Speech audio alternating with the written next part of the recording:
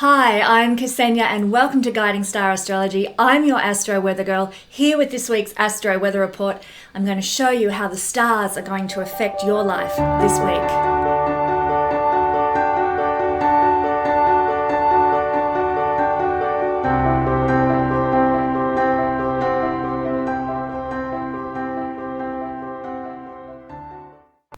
Hello, my beautiful friends in YouTube land. It is such an exciting pleasure to be with you for this, our once in 18 month video looking at Venus retrograde. What an amazing time. So we are in retrograde season. We've just finished Mars retrograde last week and now we're moving into Venus retrograde. Bang, bang, just like that. So I am here in this different scenario than you might usually see me because I am in the process of recording a relationship astrology webinar that is going to be huge. It's actually going to be part of my Royal Stars Academy, and I hope to sell it as a standalone course in and of itself. So you'll see me here with my beautiful Venusian roses and flowers here and my pink background. I'm all in the Venus energy as I'm sitting here having worked on my relationship astrology course to understand who we are in relationships, to understand synastry charts, composite charts, marriage charts, and so on and so on. Soulmate energies between two people, all the juicy stuff. You're going to love this course that's coming out. But that's down the track. We're looking at later on in the year by the time that is finished and ready for you all. But what I do have going on in this retrograde season that is quite pertinent is a discounted course looking at your retrograde planets in the chart, and it's only $50 US. So if you would like to understand your retrograde Venus in your natal chart or your retrograde Mars in your natal chart and how they impact you and affect your life and the lives of everybody in your life with you, then check out that course. It's on sale now at the Guiding Star Astrology website, heavily discounted, only $50 US to do this big course looking at retrograde planets in the chart. But now let's dive into Venus retrograde. And first of all, we need to assess what else is going on this week as Venus turns retrograde. Well, firstly, on the 1st of March, we have the eclipse season beginning. And this is because we enter into the eclipse activation period for the full moon in Virgo. So we're getting ready. We're entering into the energy of big change, big life turns around that is usually brought about by eclipses, fated events, fated energies at play. So we can feel a little out of control because of this, because the fates have a hand. But don't worry, I'll talk about the eclipses in upcoming videos this March. I just want you all to know that we're already in eclipse season from the 1st of March. Then on the 2nd of March, Venus is going to go retrograde. So Venus is going retrograde during the eclipse activation period. And Venus will be retrograding from 10 degrees of Aries to 24 degrees of Pisces. So backwards through the sky from 10 degrees of Aries to 24 degrees of Pisces. And lots of planets are retrograding across those degrees this year. Neptune will be retrograding across those degrees. Saturn will be retrograding across those degrees. Those are highly potent, active Gandanta degrees of change, degrees of karma. So this Pisces retrograde is no different. Very karmically impactful. So much going on that is karmic for us this year. And what does it even mean to be karmic? Well, it means that we're getting our just rewards. You know, if we've done good things in past lifetimes, then we get, or earlier in this lifetime, we get the results. If we have been a pain in the ass in past lifetimes, then we get the results of that too. Karma comes back to bite us or to bless us, depending on our circumstances and who we are. So get ready for this karmic year. It's really getting into its mojo, getting into its energy right now with Venus going retrograde. And this is one of the rarest of the retrograde cycles. I do believe Mars is a more rare cycle, but Venus is still a rare retrograde happening every 18 months where she retraces her steps in the sky. And when she does this, it can make the giving and receiving of love more challenging. It's like we're blocked in giving and the affection that we want to give for some reason. Some people might experience some sadness in love right now, or some people might experience some delays or blocks in being with your loved one physically or emotionally because Venus is retrograde. For other people, lovers from your past might actually come back into your life. They may not stay for the long term, but they might come back into your life karmically to wrap things up, to tie up loose ends and sort out old love issues. So if you enter into a new love experience, you should also be aware that you need to act with a bit of caution at this time. Now, I'm not saying that you can't fall in love during Venus retrograde, but it is always hard when you instigate a new relationship and therefore cast a new relationship chart with Venus retrograde in it. There's many reasons, and I go into this in my astrology course, for why that makes love and relationships harder. They are more karmic relationships, they are more fated relationships, which doesn't necessarily mean a walk in the park. You might be in a relationship that might come into your life at the time of a Venus retrograde with somebody who was an enemy in a past life, and you've vowed together as two souls incarnate in this lifetime to sort out your differences, and so you come together as a couple when in past lives you've been at each other's throat.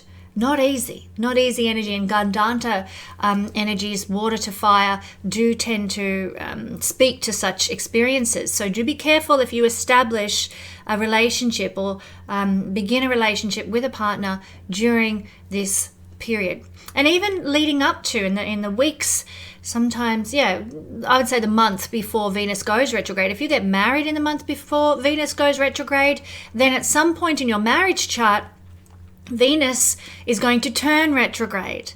And this is a bit worrisome because it can mean that there's a change in the love dynamic between you that occurs when the progressed Venus in the marriage chart changes direction to retrograde.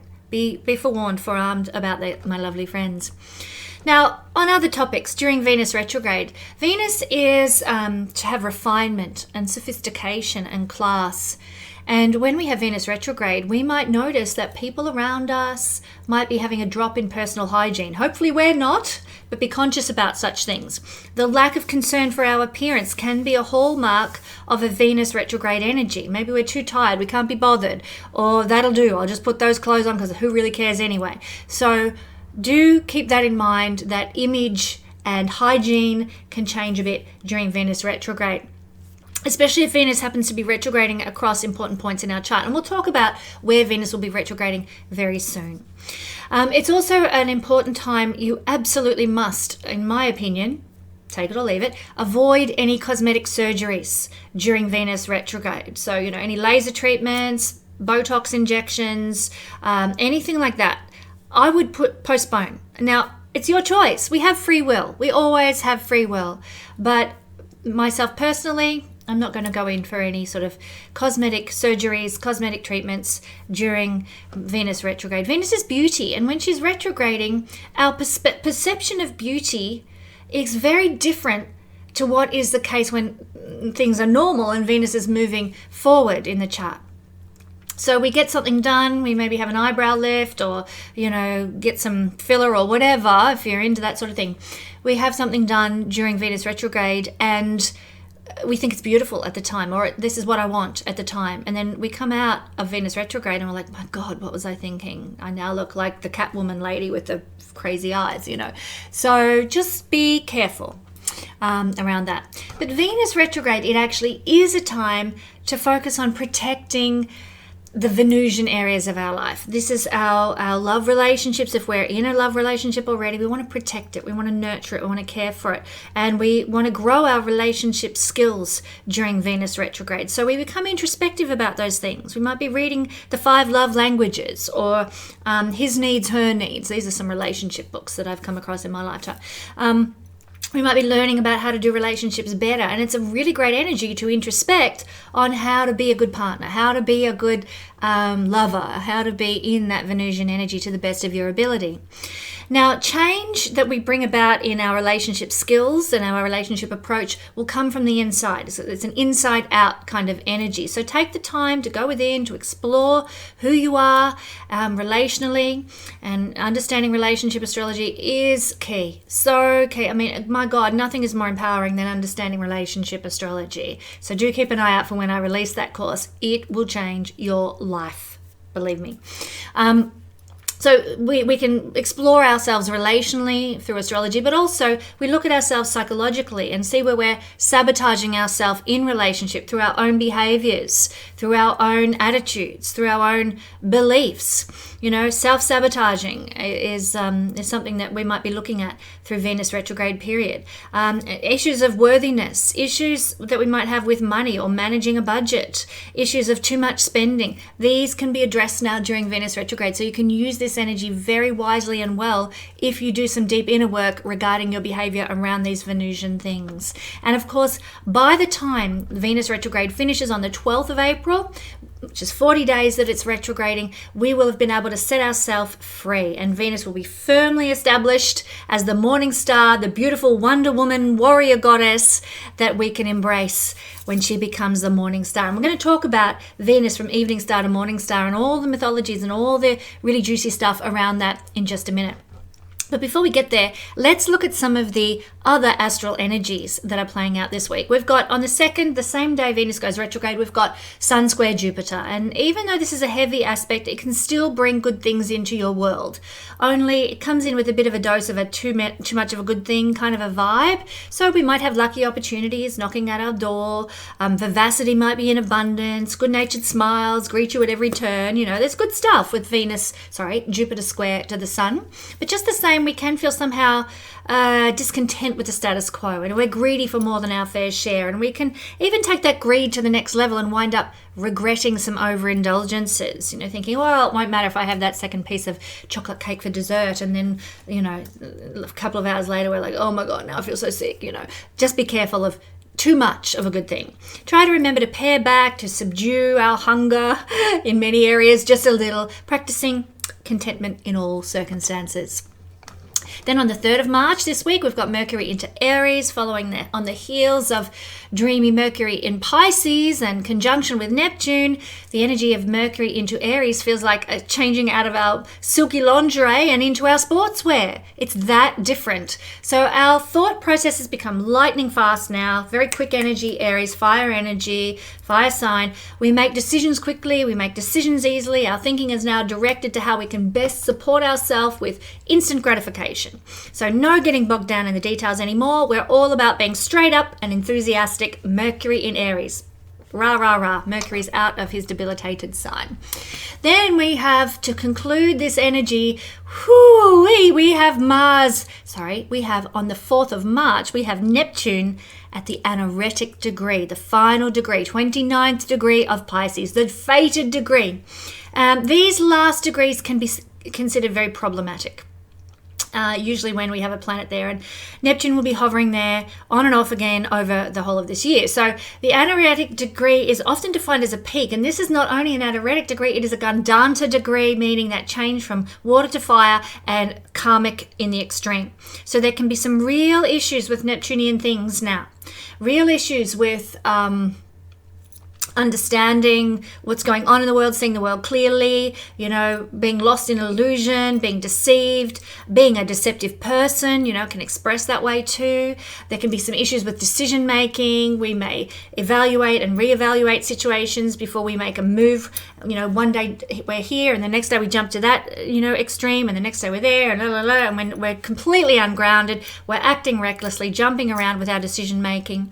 There's also a sense of urgency that we feel when we have a planet at the final degree. The planet is desperate to accomplish its mission in that area of the chart. Neptune in Pisces, its own sign, yes, which is very, very good, but it's in this urgent state, like, oh my God, the things I had to accomplish while I was in Pisces, I've got to do now, because it's all coming to a crashing halt, a big end. So it can often point to poor choices, difficulties, crisis, overcompensation, often associated with the shadow expressions of Neptune and Pisces as well. Deception, illusion, being deceived, being, a victim, poor me. I've had a family situation this week that's been exactly that. And the two people involved have their sun at 29 degrees of Pisces, where Neptune is currently transiting. But If you want to know more about what Neptune is trying to accomplish in this area of the chart, then I do encourage you to check out my Neptune transiting video series where I go through every single house, all 12 of them. There's a video for each at my Guiding Star YouTube page. Do check that out. Go and have a look at what Neptune's agenda has been in Pisces, where Pisces falls in your chart. Get my words out, using whole sign astrology. But leaving all the astral energies this week aside, Venus Retrograde 2025. We're going to explore it now, astronomically, astrologically, and mythologically. All the ologies, you're going to love it. So astronomically, let me tell you a few little interesting tidbits about the planet of love. She can shine so brightly that she causes shadows on the Earth. Now, she is the only planet besides the sun and the moon that can do that. Very, very powerful Venus, because she can cause a shadow energy. And as above, so below, there can be a shadow side to Venus. She's not all we think she is. You know, if you look at Venus, she has a waxing and a waning cycle, just like the moon does. If you look at Venus through a telescope, you can see this. It's quite amazing to see her move from her full to her quarter phase and so on and so on. She has similar lunar kind of energies in that regard, in that she waxes and wanes. She takes 234 Earth days to complete one rotation around herself, and not around the sun, but around herself. So one Venus day is equivalent to 234 Earth days. Yikes. Like the length of time, like you don't get many sunsets or sunrises on Venus because she turns so slowly. She's the hottest planet in the solar system due to clouds of sulfur dioxide that lock in the heat. So yeah, Mercury's closer, but Mercury really doesn't have any atmosphere at all. So the heat is just direct and blows straight over poor little rocky Mercury, whereas in Venus, the heat gets trapped. So it's like a greenhouse energy. So hottest planet in the solar system, poor little Venus. Now, mythologically, well, we know she's the goddess of love. She's the goddess of beauty. She arrived on the shore in Botticelli's painting on a beautiful clamshell. Gorgeous painting, that one.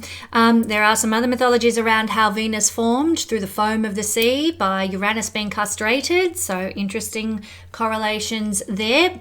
But she is also the goddess that ruled fertility, or rules fertility, romance, prosperity, and victory.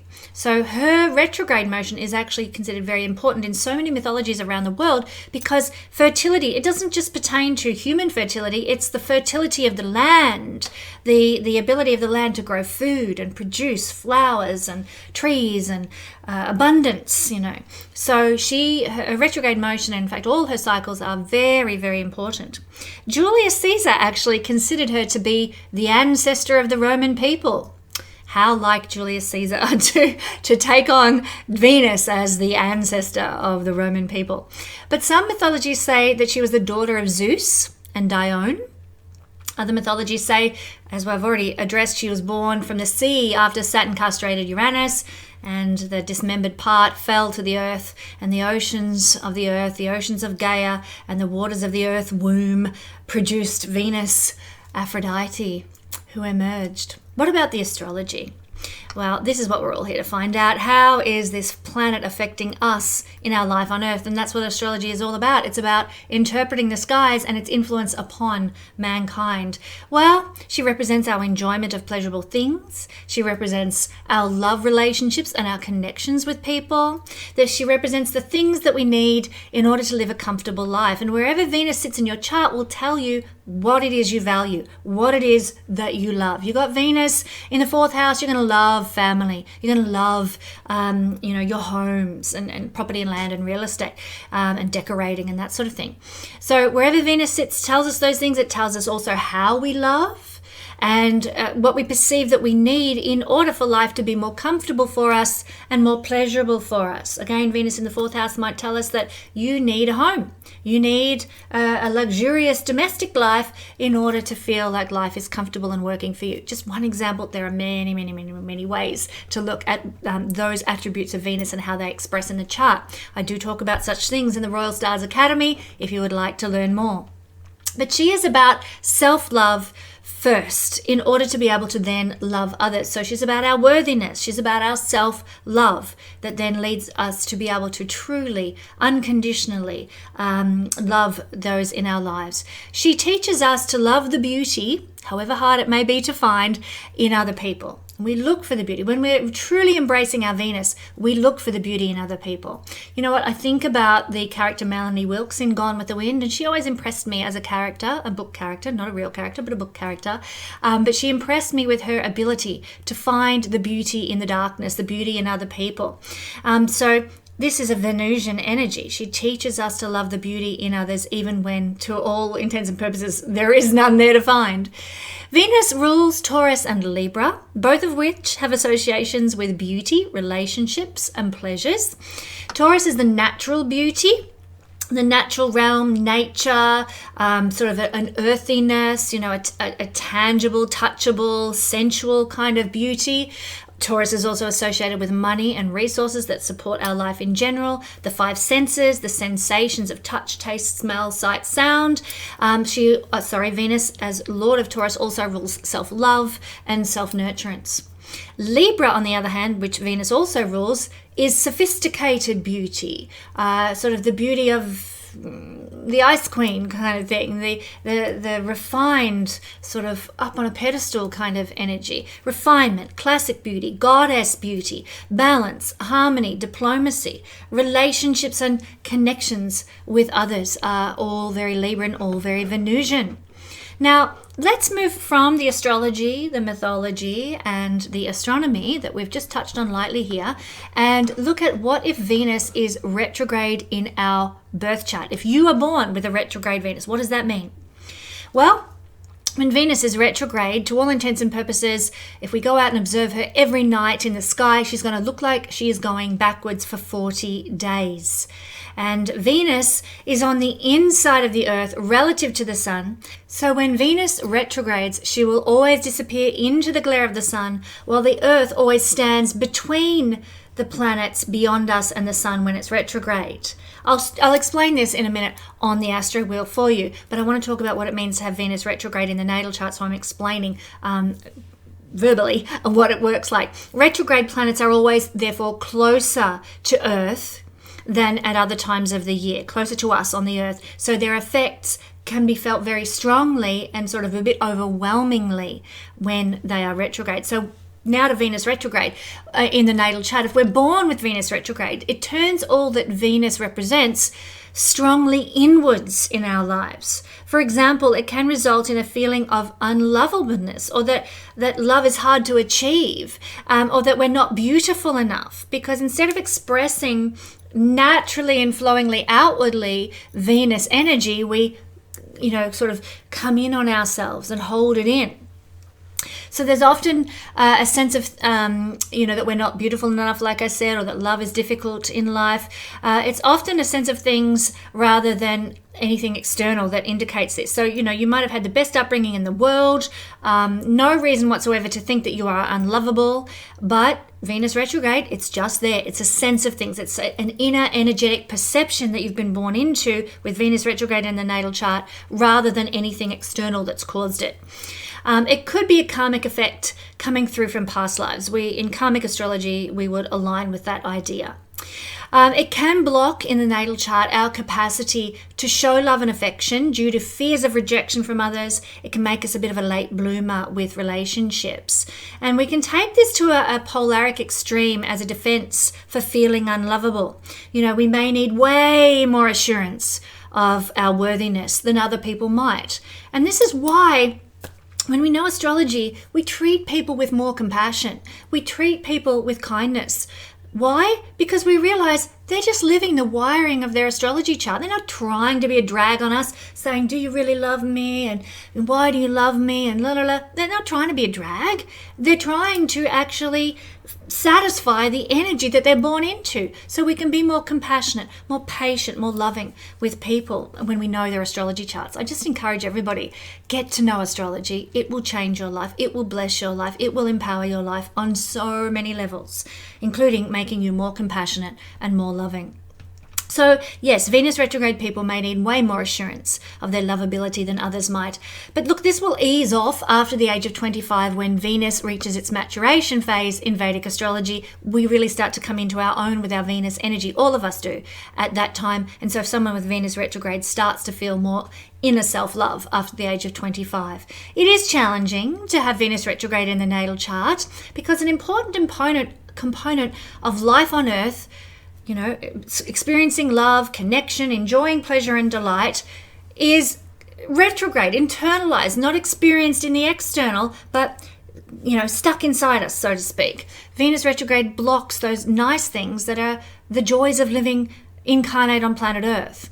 And it can make us seek love and affection from very eccentric people because we're looking for a sense of belonging and acceptance. And so we gravitate to societies or communities where sort of there are unacceptable people, and I hate using that term, but people who are a little bit off the main, if you know what I mean. Not that they're not lovable, not beautiful humans, but where they're unusual in some way, not a Uranian way, but unusual in some other way. And we gravitate when we've got a Venus retrograde in our chart to try and fit in with the people that maybe we think are like us. So people who feel maybe less lovable. They're kind, they're people, they're gracious people, Venus retrograde people, but there's this level of unacceptability that they carry within them. And so you might gravitate to people like that when you have a Venus retrograde energy. People with Venus retrograde energy, they go a lot deeper. They're very deep, not shallow people. They're deep with what they need in relationships compared to people with a direct motion Venus. You know, there's other signatures that can cause you to go very deep with relationships too. I mean, if you've got Pluto interacting with your Venus, that's another indication of somebody who's very deep and profound with relationships. And that's just another signature. There's many others. But you cannot stand to be in a relationship with a shallow person. Somebody who's always talking about the football, going to drive you bonkers if you've got Venus retrograde. You know, somebody who can't get beyond talking about the Kardashians, oh my God, you're going to go insane. If you have Venus retrograde, you just wouldn't be with somebody like that.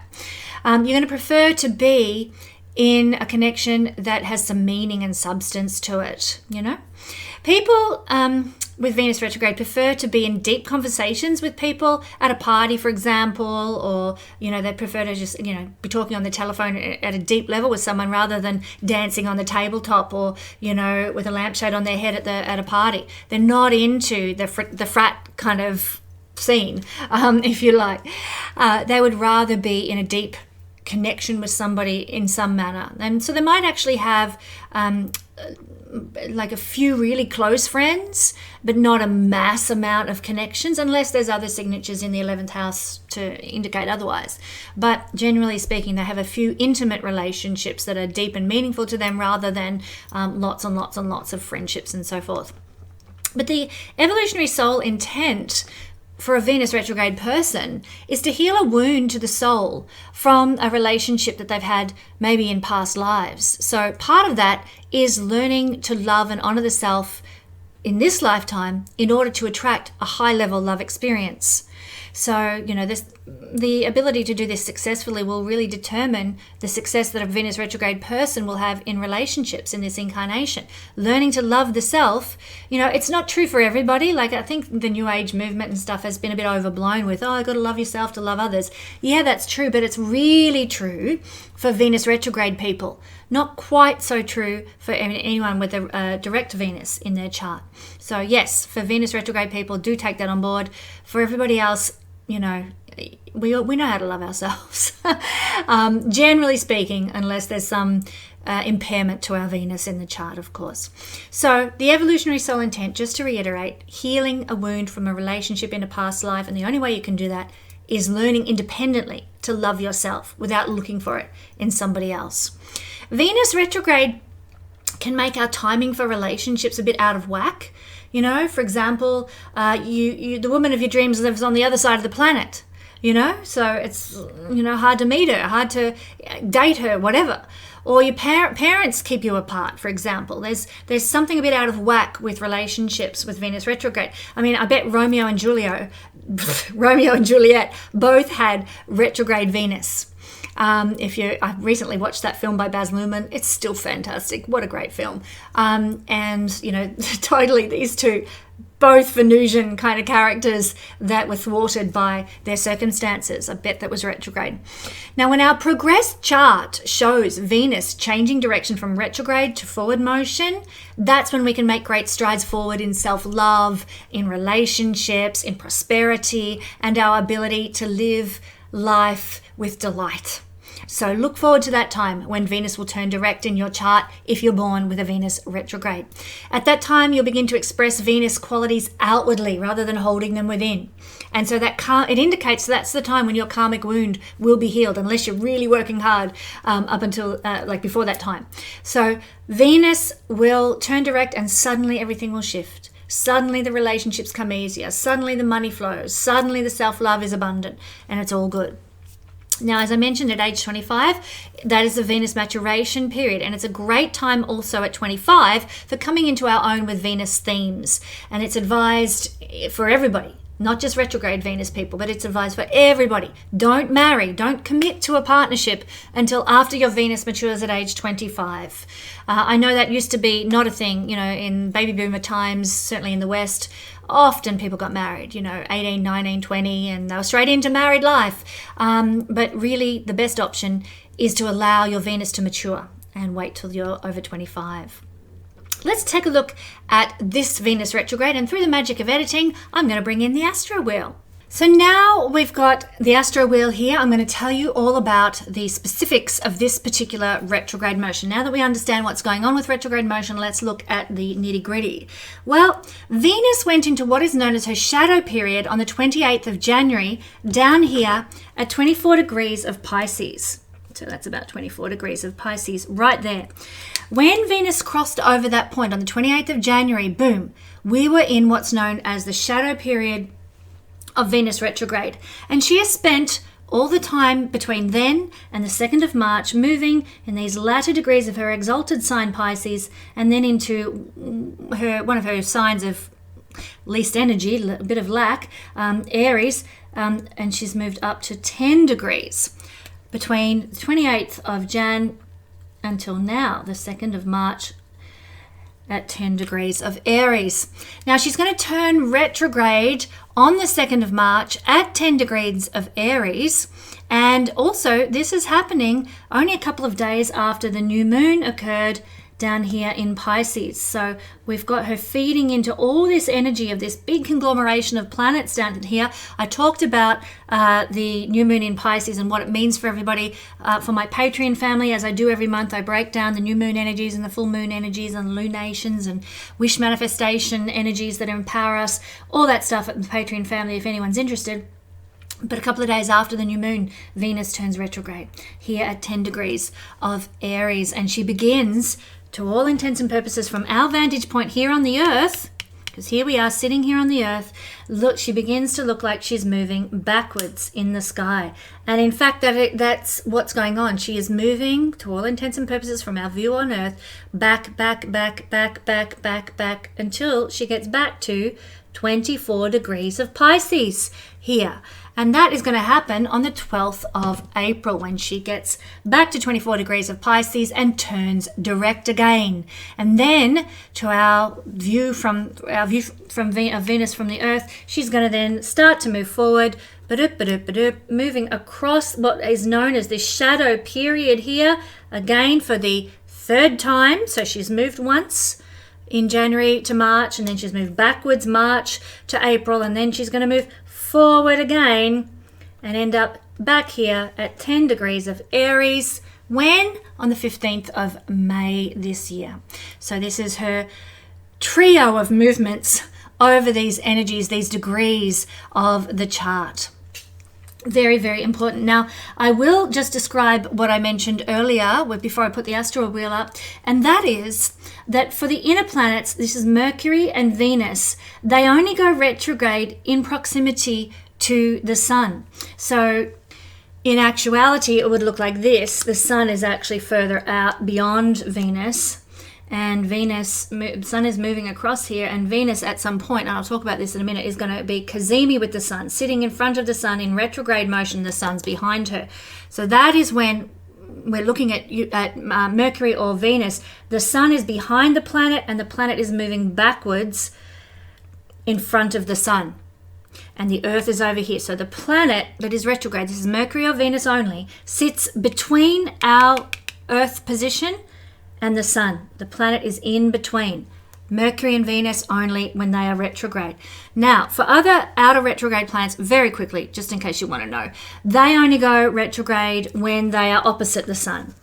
And there are certain sort of degrees of manifestation of that, where that begins and that ends. But essentially, every other planet, Mars, Uranus, Neptune, Pluto, Saturn, Jupiter, all the rest of them, they go retrograde when they sit opposite the Sun. So currently, there are no planets going retrograde, apart from Mars, which is winding up its retrograde motion. It's been in retrograde, it's over now. And now it's moving direct because it's moved too far beyond the opposition to the Sun, who has been down here, Sagittarius, Capricorn, and Aquarius, the last couple of months since Mars went retrograde, opposite the Sun, who was moving through these signs. So that's how the retrograde in a nutshell works, but believe me, there's so much more. You're going to want to find out all about it and what it means by doing my course on retrograde motion. It's only $50 US, so a bit of a bargain because the depth of information is phenomenal. All my Royal Stars Academy students who've done this course say, OMG, that was so eye-opening. You'll love it. But let's go back to our Venus retrograde process here. The last time that Venus was retrograde in these degrees, in Aries and Pisces, was March to April, same couple of months, 2017. So she goes retrograde in the same spot, roughly in the chart, every 8 years. So 2017, and of course before that, 8 years before that, was March, April 2009. So think about that. Think about that. If you've got a journal, perhaps revisit your journal, have a look at what it's saying. Think about your love life. Think about your financial experiences in March, April 2017 and 2009. What was significant? What was happening? What was unfolding? Well, you may just be about to experience a repeat of those themes as Venus goes retrograde across those points. Now, as Venus moves backwards to our vantage point here on Earth, it looks like she is, backwards through the skies, through Aries, through Pisces, we're obviously going to get two different types of energies, and they're very, very different. One, Pisces, is Venus's exaltation. The other, Aries, is not. Venus is actually in opposition to her rulership, Libra. And that is not healthy for Venus. That's not very nice. In fact, Venus is asleep when she's in Aries, meaning she has no energy to give to Aries. There is nothing she can give because she's in her full sign opposite Libra, which she rules. So when Venus is retrograding in Aries from March the 1st till March the 27th this year, you might face challenges in your intimate life. You might find that relationships are a bit harder to deal with. All the sort of the negative things we've just described in our intro to Venus retrograde might be felt more potently, more strongly. But you can get the best out of your life instead by choosing to just take it one step at a time, 1 foot at a time, rather than rushing forward, rather than trying to make changes to your relationship, rather than trying to change everything or bring new choices into your life. Venus is a planet of choice. Just simply flow with whatever's happening, 1 foot at a time, looking after yourself, loving those around you as best you can, and knowing that this sort of perhaps difficult energy, feeling like life is not joyful, there's no pleasure in life, there's no love in life, know that that will pass eventually as Venus leaves the sign of Aries. And she will do so from the 27th of March to the 12th of April when she enters the degrees of Pisces, her exaltation sign. So this is when you might bump into people from your past, old lovers, old girlfriends coming back into your life. If you're a woman, it might be old girlfriends, or it might be an old boyfriend that comes back into your life. If you're a man, it could be literally an old girlfriend, like lover, girlfriend. But especially you'll bump into those people who share a deep karmic relationship with you that needs to be rectified, that needs to be tied up, and not literally tied up, don't do that unless you're really into that sort of thing, but you need to sort of wrap up the loose ends with a partner relationally in some way, the friendship or the lover kind of situation. You might also, when Venus is in the Pisces arena, experience connections with people who feel like soulmates, or like you've known them before. Like, wow, you know, I recognize your energy. You're so familiar to me. This is the kind of experience that we have when Venus is in Pisces. And I will point out, we've had Venus moving across these latter degrees of Pisces already in January, February. And of course, during that time, she's made conjunctions with like Neptune. She's made conjunctions with the North Node and so on. So we're going to get a repeat of those particular conjunctions. And of course, I'll mention those as we go through the Astro Weather each week. So I won't go into all of the conjunctions she's going to make here. This video would just be nightmarishly long. But I will talk about those things as they occur during Venus's retrograde motion in the Astro Weather report. Let's now look at the Venus return. If you have your natal Venus between 24 degrees of Pisces and 10 degrees of Aries, well, you're going to be having what is called a Venus return. In fact, you're going to be having it 3 times. You've already had one when Venus went direct across your natal Venus placement, and you're going to have another when she goes backwards because of how how retrogrades work. And then you're going to have another when she moves forward. So 3 Venus retrogrades are coming for you. We get a Venus, everybody gets a Venus return annually, and it always gives us clues to our love life and our financial life for the year ahead whenever we get a retrograde a Venus return. It doesn't have to be retrograde. So it's a great idea on your Venus retrograde dates, and of course, I'll explain how you figure that out in a minute. It's a great idea on Venus return, and you're going to get 3 opportunities to do this if you've got your Venus in these degrees. Orchestrate a luxurious experience or an indulgent and pleasurable time that really floats your boat in order to welcome in Venusian energy, in order to honor the return of Venus to its natal placement. And that can set the tone for what you'll experience in Venusian themes for the year ahead. You're setting the tone for pleasure and delight for the year ahead when you have your Venus return, and you get 3 opportunities to enjoy that, to do that. Who needs an excuse to do good things, to do pleasurable things, to have fun, to indulge a little and go for it? But it's very important, though, to schedule such things on the 3rd and final hit when Venus moves direct between the 12th of April to the 15th of May here. And of course, as I mentioned, you're going to need to know where your natal Venus falls in order to organize that exact date. Now, some of you know how to access software that will tell you where your natal Venus is, and then access the software that tells you what day Venus is going to cross that degree. You can also access an online ephemeris if you want to work that out. But if you don't know where your Venus lies, you don't know how to work astrological software to figure it out, and you're scratching your head but you really want to know, then I would just suggest you could do my $35, that's Australian $35, it's only about like 15 or 20 bucks American, my very cheap How to Read Your Chart course. And just go to the Learn Astrology page at Guiding Star Astrology to learn to find out where the planets all reside in your chart, including where Venus resides. And once you know that, you can use some of the free astrological software online or an ephemeris to calculate the exact date and time of your next Venus return that you're going to experience. Very, very exciting. Also, AstroSeek is a great website to use if you want to find out returns for all the planets. They have a lovely little mechanism there that tells you how to find out, or gives you information about your returns for not only Venus, but when Jupiter returns, when Saturn returns, when Mercury returns, all the goodies there. Now, what can we expect in Venus retrograde? Well, it is suggested by many astrologers that we don't start new love and romance during Venus retrograde because there will come an end period, and that end period will usually occur when Venus turns direct in the chart of that new beginning by progression. So I don't I won't go into what progressions are here. I know there's a lot of people who want to know all the nitty-gritty details of how astrology works. I just encourage you to do the Royal Stars Academy if that's you, because some of these topics are monstrous to get to an understanding of. But if you start new love and romance when Venus is turning retrograde or is retrograde, the relationship will not carry that love energy for the duration of your whole life. It can be very karmic as well, which we've already explored. As we know, during Venus retrograde, another thing we can expect is lovers from the past coming back into our lives, but once again, they may not last. They might come back to sort out some problem or issue or tie up a loose end, but they will probably end up staying in the past. No regrets there.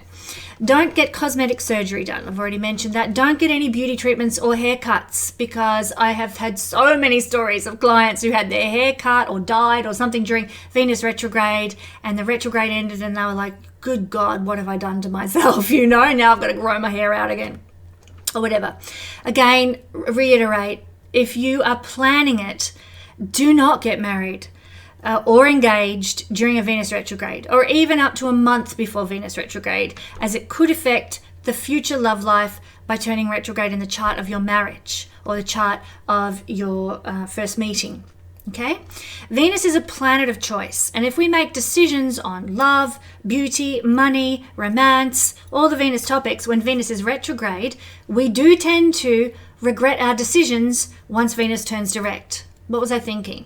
So whatever you're choosing to do, if you're choosing to buy a prom dress or something, wait till after Venus is retrograde if you can manage it, because you'll be less likely to think, oh my God, I don't want to look like a meringue, So keep that in mind.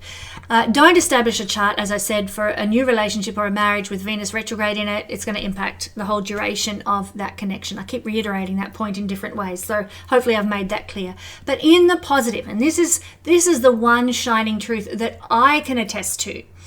In the positive, if you break up with a partner during Venus retrograde, which David and I did, my husband and I did, when we were dating by distance across the world, we did break up for about 6 months, and that occurred during Venus retrograde. So as an astrologer, I was sitting there biting my nails going, okay, we've broken up during Venus retrograde, and the theory goes that the breakup will not last if you break up during a Venus retrograde, and that you will get back together at some stage once Venus has moved direct. Well, it took 6 months for David and I, but we did end up getting back together, getting engaged, getting married, and living happily ever after.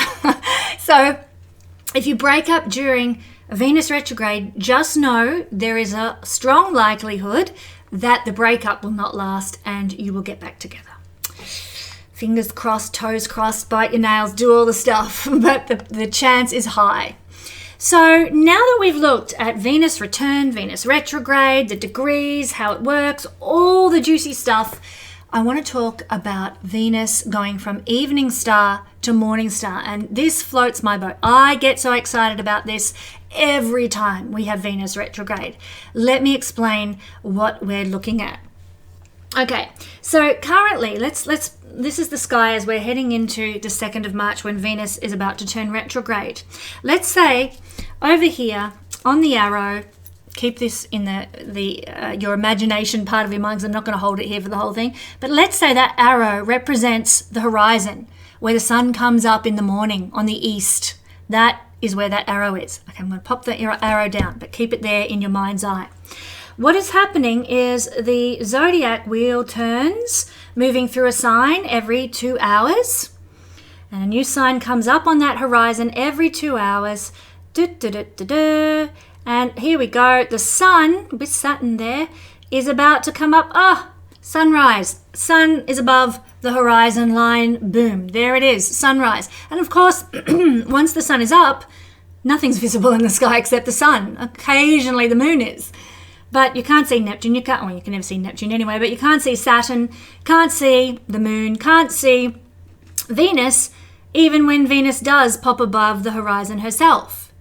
So she's not visible as the morning star, okay? Then as the day goes on, the sun's above the horizon, da-di-da-di-da, across the sky, and it begins to sink in the west. Here is the western horizon line right here. Sun's going down, boom, boom, boom, boom, boom. Sun is down, it gets dark, twilight's here. What do we see in the sky? Venus, evening star. Fantastic. She's beautiful, she's bright, she's close to Earth. There's nothing more spectacular than Venus, evening star in my mind at this time when she's about to go retrograde.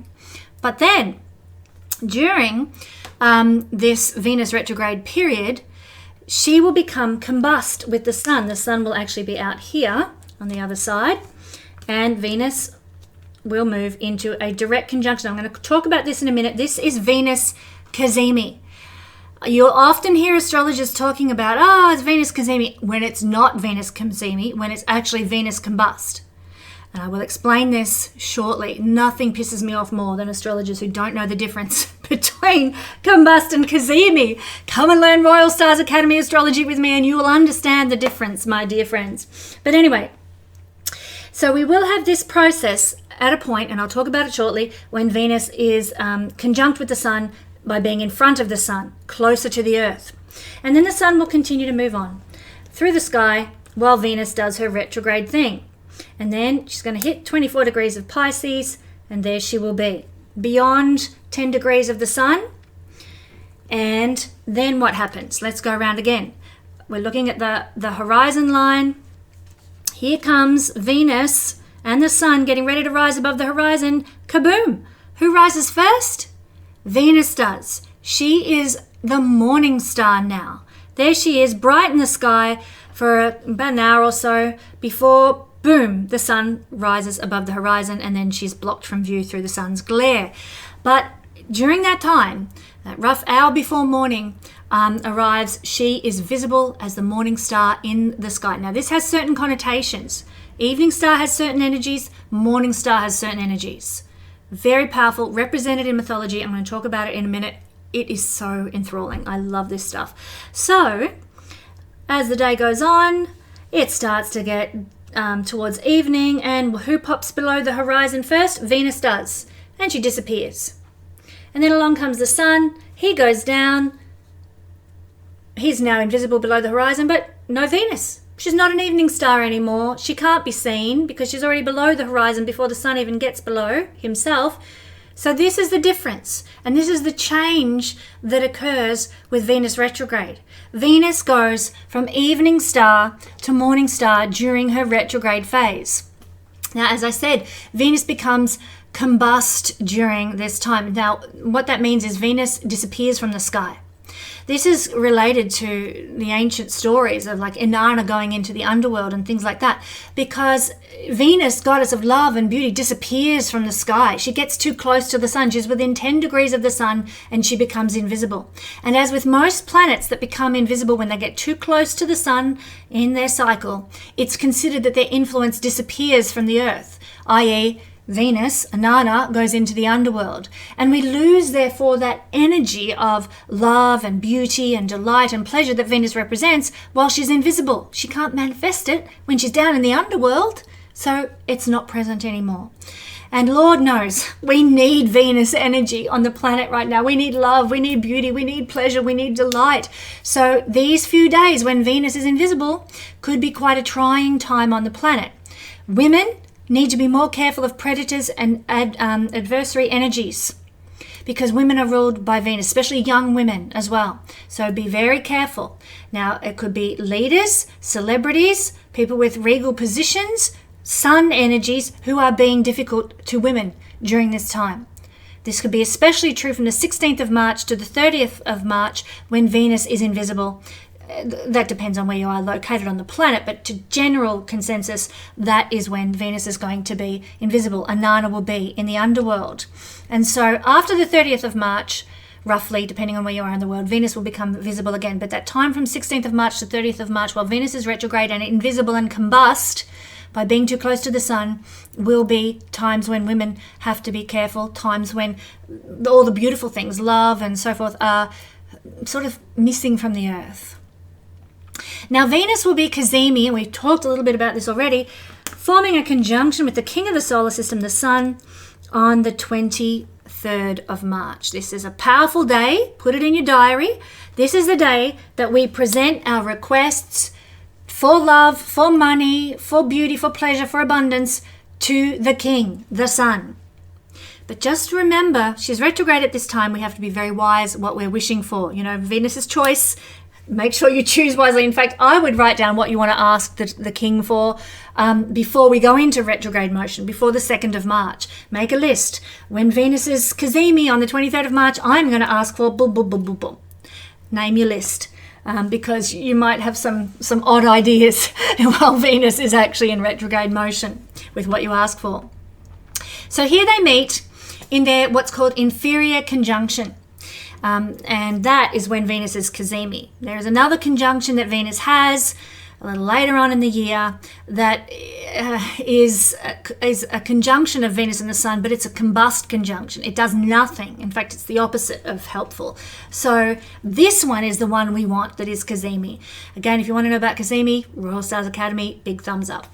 This is a moment on the 23rd of March when the Venusian faculties of emotion are impressed with what Dane Rudyard calls a new quality of will and purpose. We start a new cycle of Venus on this day, 23rd of March. Very, very important. Actually, one of my childhood school friends had her birthday on the 23rd of March. It's going to be a very, very powerful year for her. I just realized that. But we are starting a new cycle of Venus. It will be 18 months before Venus is back to another Cazimi conjunction before the king of the solar system like this. Cazimi is powerful. Cazimi gives us the chance to have our wishes heard by the royal court presided over by the king. Very, very powerful.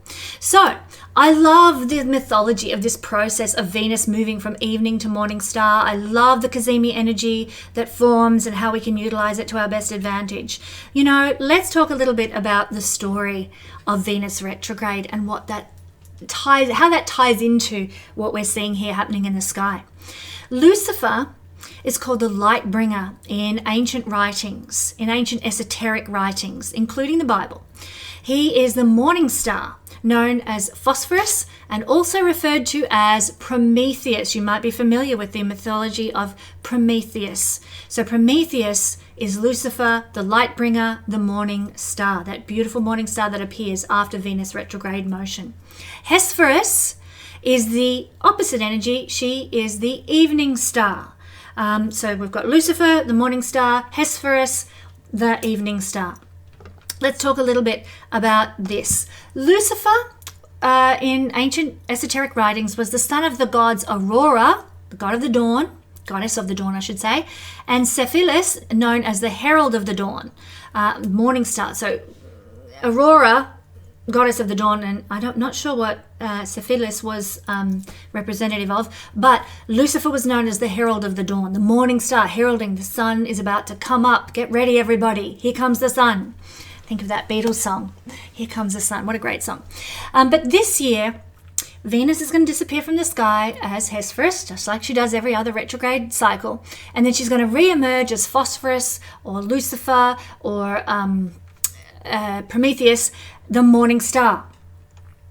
When we have a cycle where the reverse happens, where Venus, and this is not a retrograde motion when this happens, when the reverse happens, she disappears as the morning star and re-emerges as the evening star, it correlates to the mythologies that we read about where Lucifer falls from grace, disappears.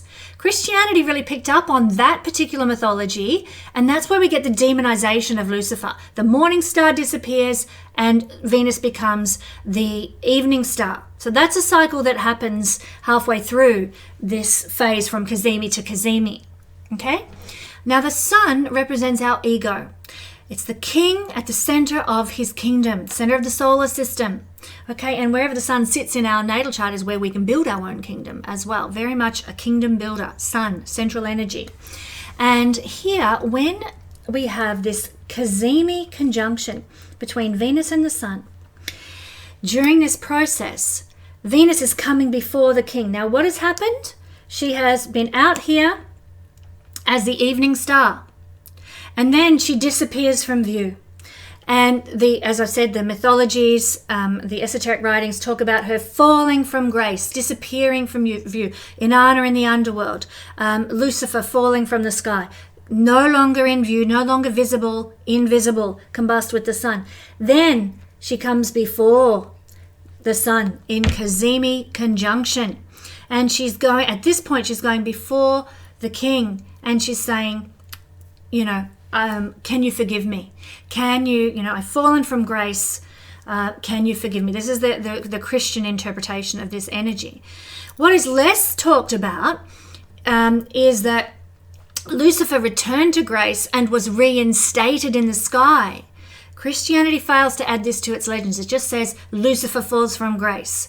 But if we look at the process, we know Venus, when she gets back here and the sun is out here, is going to be the morning star. There she is, rising above the horizon as the morning star.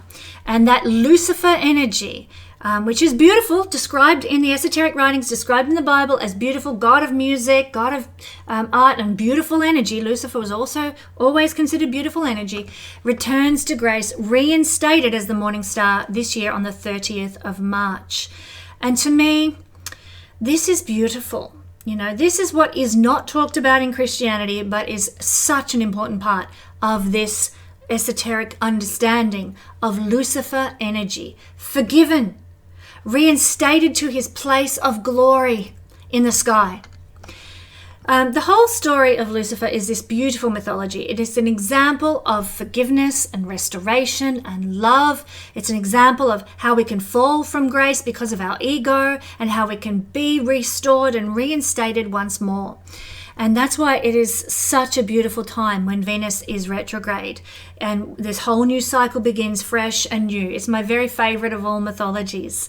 And if you've read the stories of Prometheus, who's a version of Lucifer, then you can see how much Prometheus really loves humanity. And I think your regard for the Luciferian energy, which has been much maligned in social cultures these days, really not a bad energy at all. Luciferianism is something completely different, my friends. This is not what we're talking about here.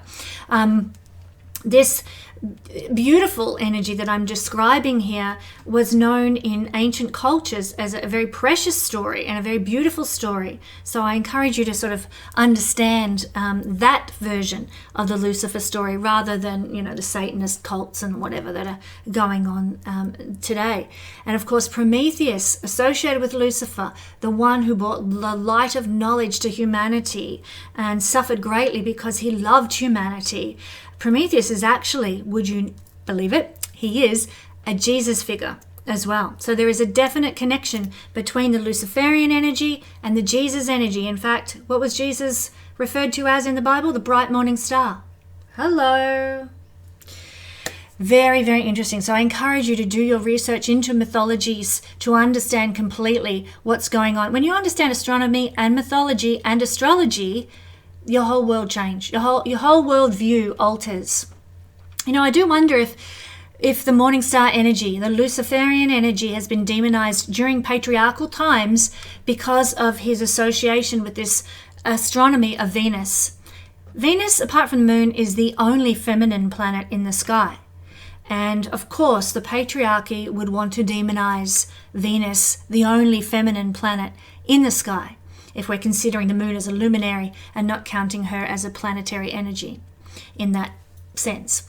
So, very interesting to ponder these thoughts. We are about to enter a new Venus-Lucifer period, a Venus morning star cycle through this retrograde period, and I, for one, can't wait. I love refreshing the Venusian energy in my life. And I have Venus-Luciferian energy in my natal chart. I'm born with a morning star Venus. What about you? Do you have Venus Lucifer, or Venus Phosphorus, or Venus Hesperus? Let me explain a little of the difference once you've figured out whether you have Venus morning or evening star. Well, Venus as Phosphorus or Lucifer morning star energy, people born during the morning star half of the Venus cycle, generally they let their feelings lead the way. They tend to feel and emote first before they think. Thinking comes later. They follow their feelings, especially if natal Venus is rising before Mercury does. They're emotionally fresh people. They're spontaneous and they're very open to new experiences. They're emotionally resilient. Venus morning star people usually recover relatively quickly unless there's some other factors in their chart to indicate otherwise from emotional or romantic disappointment. They're resilient. While Venus evening star people are more likely to scar emotionally and carry sort of deep-seated resentments because of their emotional makeup and their Venusian emotional energy. They tend to process and replay scenes of disappointment and hurt, Venus evening star people, so they hang on to things, their wounds, a lot longer. But when a Venus Lucifer person, especially one born while Venus was retrograding, experiences profound emotional pain or abuse early in life, sometimes they might actually close down emotionally and they have this sort of shell. They assume a protective and fearful attitude towards life and relationships. This is worth knowing about too. If you're a Venus morning star person and you had severe emotional scarring in the early part of your life and you've got also Venus retrograde in your chart, it can be very, very difficult, just to let you know about that. Of course, I do talk a lot more about Venus, Phosphorus and Hesperus in greater depth in the Royal Stars Academy. If you have Venus morning star and Venus retrograde, which I've kind of just described there, you actually have one of the most rare Venus expressions of all. Only 1 in 30 people are born with that configuration of Venus. It's a very rare combination. What about Venus evening star in the birth chart? Venus Hesperus. Well, Venus evening star gives a very deliberate and goal-oriented emotional makeup. We're looking to sort of pull all the meaning out of our experiences. We encountered ideas that we formulated during the morning star half of the Venus cycle, and we're trying to understand those and really integrate those. Whereas emotions and feelings, we eagerly rush forward to experience during the Venus Lucifer morning star period, we're now more controlled and introverted during Venus evening star period. So that's an energy that is different. It's not necessarily less intense to have Venus evening star. It's sort of much of a muchness, but Venus evening star people may not show their emotions as largely and as easily as Venus morning star types that are very much, there's my emotions, heart's on my sleeve, They often experience emotions very intensely because they're very private with their emotions and they're very introverted and involved with their emotions internally, and they're very involved with their emotional life. They don't necessarily wear their heart on their sleeve. They feel after the fact, so to say. Venus Hesperus people may take a long time, as I said, to recover from emotional trauma, thinking about it and languishing over it for years and years. So that's Venus evening star kind of energy. This work comes from the explorations and the research of Michael Meyer. So if you're interested in that, that is where I'll just give credit to my teachers, that's where that information comes from. Now, let's look at some issues or qualities that will present and that we might experience. Let's leave the morning star, evening star cycle behind. Let's look at some qualities that present in a retrograde Venus period. Issues of worthiness, humanitarianism and compassion, self-sacrificing. The lower octave of Neptune might come out and rear its ugly head, where we self-sacrifice to our detriment. We might find that we're more devoted to a guru or a savior or an inspirational figure. We might be more detached from making money. We might be more detached from the material aspects of life. There can be blocks with our connection to our ability to express affection. We might be fearful of rejection, so we keep our feelings of affection and our affection to ourselves. Occasionally it can manifest as self-centeredness, as a defense against perceptions of unlovableness. We might seek friendships with sort of people who are outside the mainstream societal standards, eccentric people, but people that we may feel like are more of a belonging with during this time. Traditional values can no longer hold any allure for us. When Venus goes retrograde, we go for the eccentric and the different. We have a beautiful capacity, though, for accepting people beyond their external appearances alone while Venus is retrograde. We tend to be more compassionate in that sense. We don't resonate with shallow people, got no time for the Kardashians, got no time for those who can only talk about the football. And we will tend to prefer one-on-one interactions over sort of big parties. We talked about all that before, but I just come back to these issues as being prominent during this Venus retrograde period. Now, my friends, I have talked your ear off with so much astrological knowledge and astronomical information about what Venus is doing. I know you're all sitting there going, well, come on, Kesenya, tell me all about what it's doing to me and my life. So let's explore this and break it down for all signs. All right, my friends, we're going to start with Aries. Aries rising, sun or moon. Well, this is very important because Venus is retrograding through your first house for a portion of this retrograde period. So it's really going to affect who you are. Venus is starting a new 18-month cycle. And we're beginning a new period, a refreshing energy, a turning over a new leaf energy with what Venus rules in the chart. So firstly, the fact that Venus is retrograding through your first house means that you're going to be starting a new phase of life with who you are, with your identity, with your image. You might be getting a new haircut, new clothes, new look about you, new physical health. You might get into a new health routine while Venus is retrograding through the first house. You're sort of starting a new leaf and looking at where you've gone wrong with your bodily health or your image or something like that, and making the necessary changes while Venus retrogrades and causes you to think about such things. But not only that, Venus rules in an Aries chart the 7th house of relationships and the 2nd house of money and self-love. So these are areas where you are also starting a brand new start, my Aries friends. You might be experiencing some refreshing, if you like, of your relationship energy. Now, that said, as I've reiterated time and again in our introduction, it's not a time to start a new relationship. It's not a time for establishing a new partnership. In fact, I would just encourage you, even if you've met the one, just hold off on making it formal until after Venus retrograde. Take your time with it. Get to know them. Go out, as friends for a while before, you don't want to start anything with Venus ruling your 7th house retrograde in the chart here. So keep that in mind. Now, with money, I would just suggest, Aries, be very wise with money. Listen to everything I talked about in the introduction about how to navigate Venus energy, because it's very pertinent to you, because Venus is in your first house of you and ruling the 2nd house, ruling the 7th house. So this is a time for perhaps examining your budget, tightening your belt, being wise with where you're putting your money. And then when Venus goes direct, you're in a much better place. You haven't sort of spent too much or overblown the budget or anything like that. But you are beginning a whole new 18-month cycle with Venus. And so new ways of handling money that will last 18 months for you. New ways of loving, new ways of communicating with partnerships that are going to last with you for the next 18 months. New opportunities for making money might come to you in the next 18 months, because a whole new cycle is beginning now.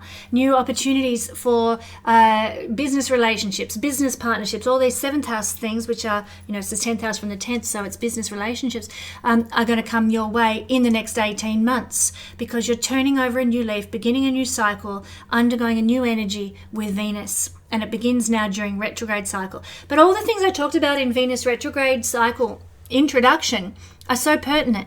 Be steady with money, be steady with relationships, take it easy, take it slow. But know that this is a whole new cycle beginning, and that as you move out of retrograde motion with Venus, you're going to start to do things differently with money and with relationships especially, and it's going to affect you at a very personal level, Aries. Now, I know that's a very generalized interpretation. Obviously, I can't give a personal interpretation of what Venus retrograde is doing to any planets that you've got in the first house. I'd be here all day if I did that for every sign. But this is the general idea. That Venus in its retrograde motion is preparing you, making you go inward, making you analyze and review things that Venus rules particularly in your chart. And as you do so, you emerge from Venus retrograde period with a whole new way of handling those things in your life that will be important for you somehow going forward into the next 18 months of Venus's cycle till she's back in Cazimi position again. That said, I do want to just mention, if you would like to understand more about retrograde planets, how they work, why they work, what they do in your life, not just Venus, but every retrograde planet and what it does in your natal chart, then I have a special course on discount for you at the moment, just for Venus retrograde period, $50 for a wonderful 4-hour course, deep diving into the energy of retrograde planets. And now I'm going to move to Pisces. Now that might seem odd to be going backwards through the chart, but Pisces and Aries are both getting a similar kind of instigation from Venus retrograde, because she is retrograding through both signs. So yes, Pisces, in the latter part of this retrograde period, you're going to have a very personal impact from Venus retrograding in your first house as well, just like Aries will in the beginning of this retrograde period. And of course, this is ushering in for us this retrograde Venus cycle, ushering in for us a new 18-month period of Venus energy. And it pertains to the things that Venus rules in the chart. In a Pisces chart, Venus is your least beneficial planet, I might add. So sometimes, yes, she's exalted in your sign, and that will be something we will feel. We will feel the energy of Venus exalted when she moves retrograde through here at a very deep inner personal level. We'll enjoy pleasure, perhaps very much on the inside, even if our circumstances don't dictate that we're experiencing good things on the outside. We can feel a deeper energy of love, a more intensity of love when Venus is retrograding through the sign of Pisces, because she's exalted there. But Venus in a Pisces chart rules the 3rd house, the 8th from the 8th, so big changes, big upheavals, big life turns around, and the 8th house itself. So these are considered difficult energies in the Vedic astrology system. So for a Pisces person, Venus is one of the most challenging planets for a Pisces person, even though she's exalted in your sign. So what does that mean retrograde-wise? Well, it means that, yes, this is going to affect you personally, this Venus retrograde process, because it's happening in the house of you. You might change your image, you might change your look, you might change your wardrobe, you might change your haircut, you might change what you're doing to look after your body and your physical health in some way. Do watch your kidneys, drink plenty of water, because Venus rules your 8th house, which is a problem house. It's one of the moksha, it is a moksha house, but it's also a dastana house in Vedic astrology, and so it can impact what Venus rules, which is the kidneys in the 8th house. So drink plenty of water during this retrograde process, Pisces. But not only that, for a Pisces person, there can be some really significant life turnaround that happens for you because of the incredibly powerful energy of change that Venus represents in a Pisces chart. So, you might have thought your life was heading in one direction, you had every intention to go down that road, and then along comes Venus retrograde and back right up, I've got to go down this road instead. I'm heading into Venus retrograde as a Pisces rising person myself, and my God, have I had such a change of direction that I didn't see coming. I'm going down an entirely different road with my astrology work. My work as a hypnotherapist as well will incorporate into that, and what I do day to day to make ends meet has gone in a different direction. At the time of Venus turning retrograde now, in the week before Venus retrograde too. It's a very powerful time. And we've got to, as Pisces people, we need to go with the flow of the big changes that are coming in that are likely to last with us for the next 18 months while Venus is running through her next cycle.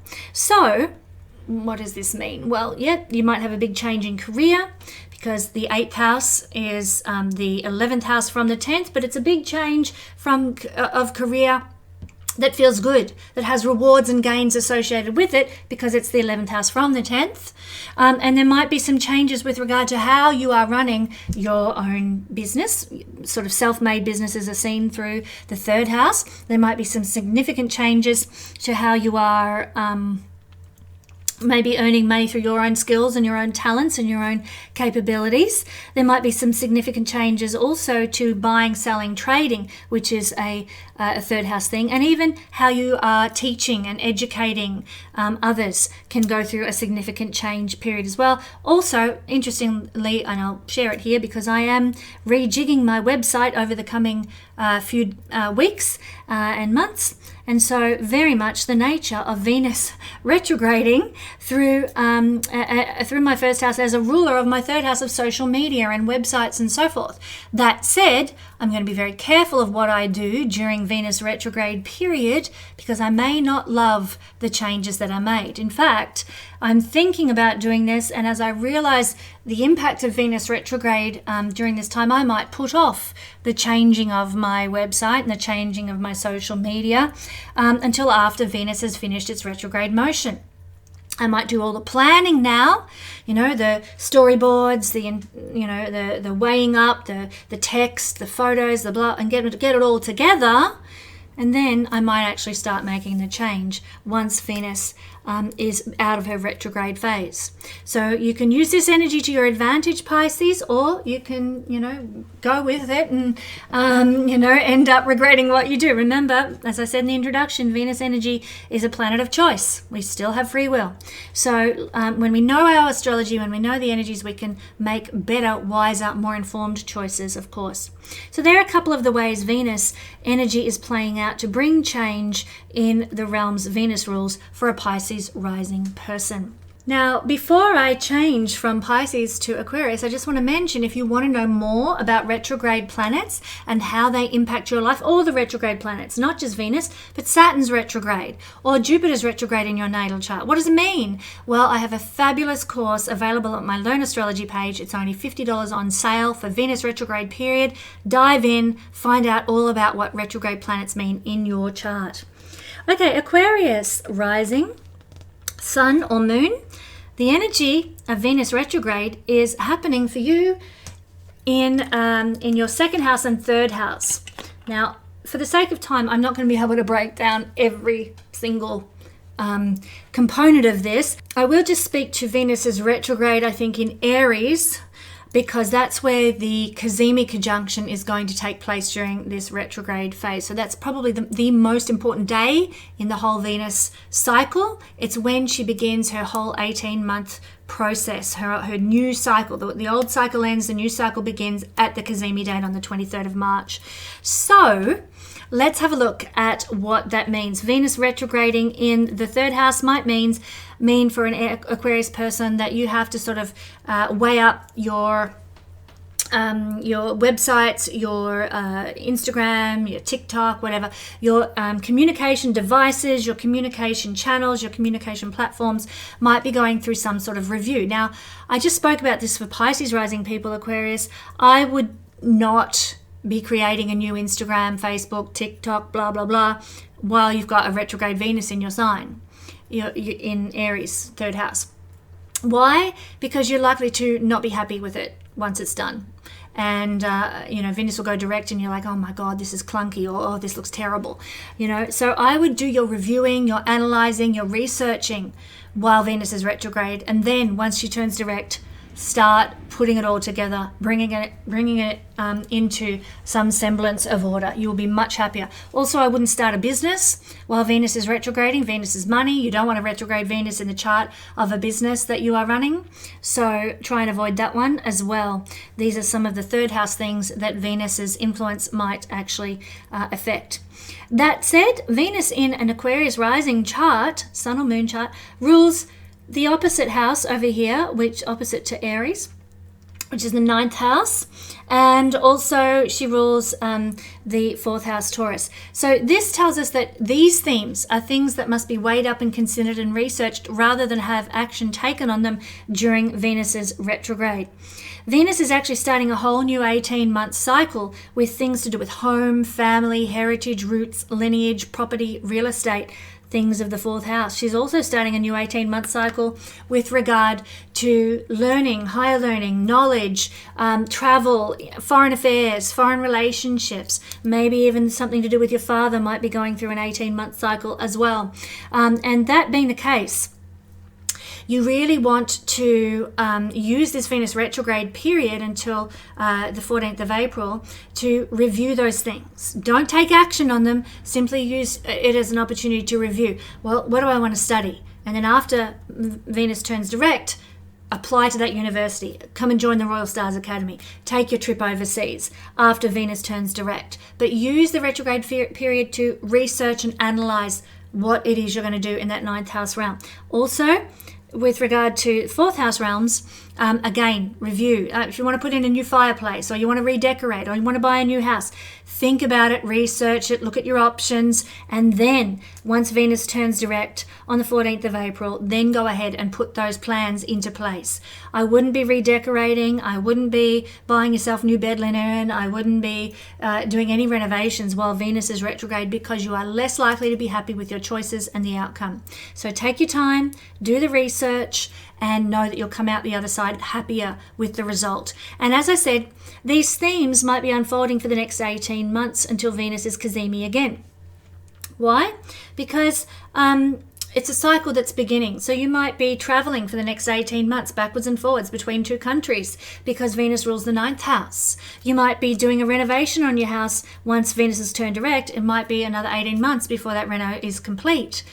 So these sorts of themes of the 4th house, themes of the 9th house, are in a 18-month cycle for you once Venus comes out of retrograde motion, Aquarius. And they're just a few of the themes. We've got a huge video here, and I could sit here all day talking about the themes of the 4th house and the 9th house, but just so you know. And Aquarius, I want you to know that if you want to find out more about retrograde planets and how they work and how they impact us in our natal chart, all the planets, then I do have a course on sale at the moment at the Learn Astrology page of the Royal Star, not of the Royal Stars, at my website for $50 US. Absolute bargain, considering the workbook and the extensive videos that are available to you about retrograde.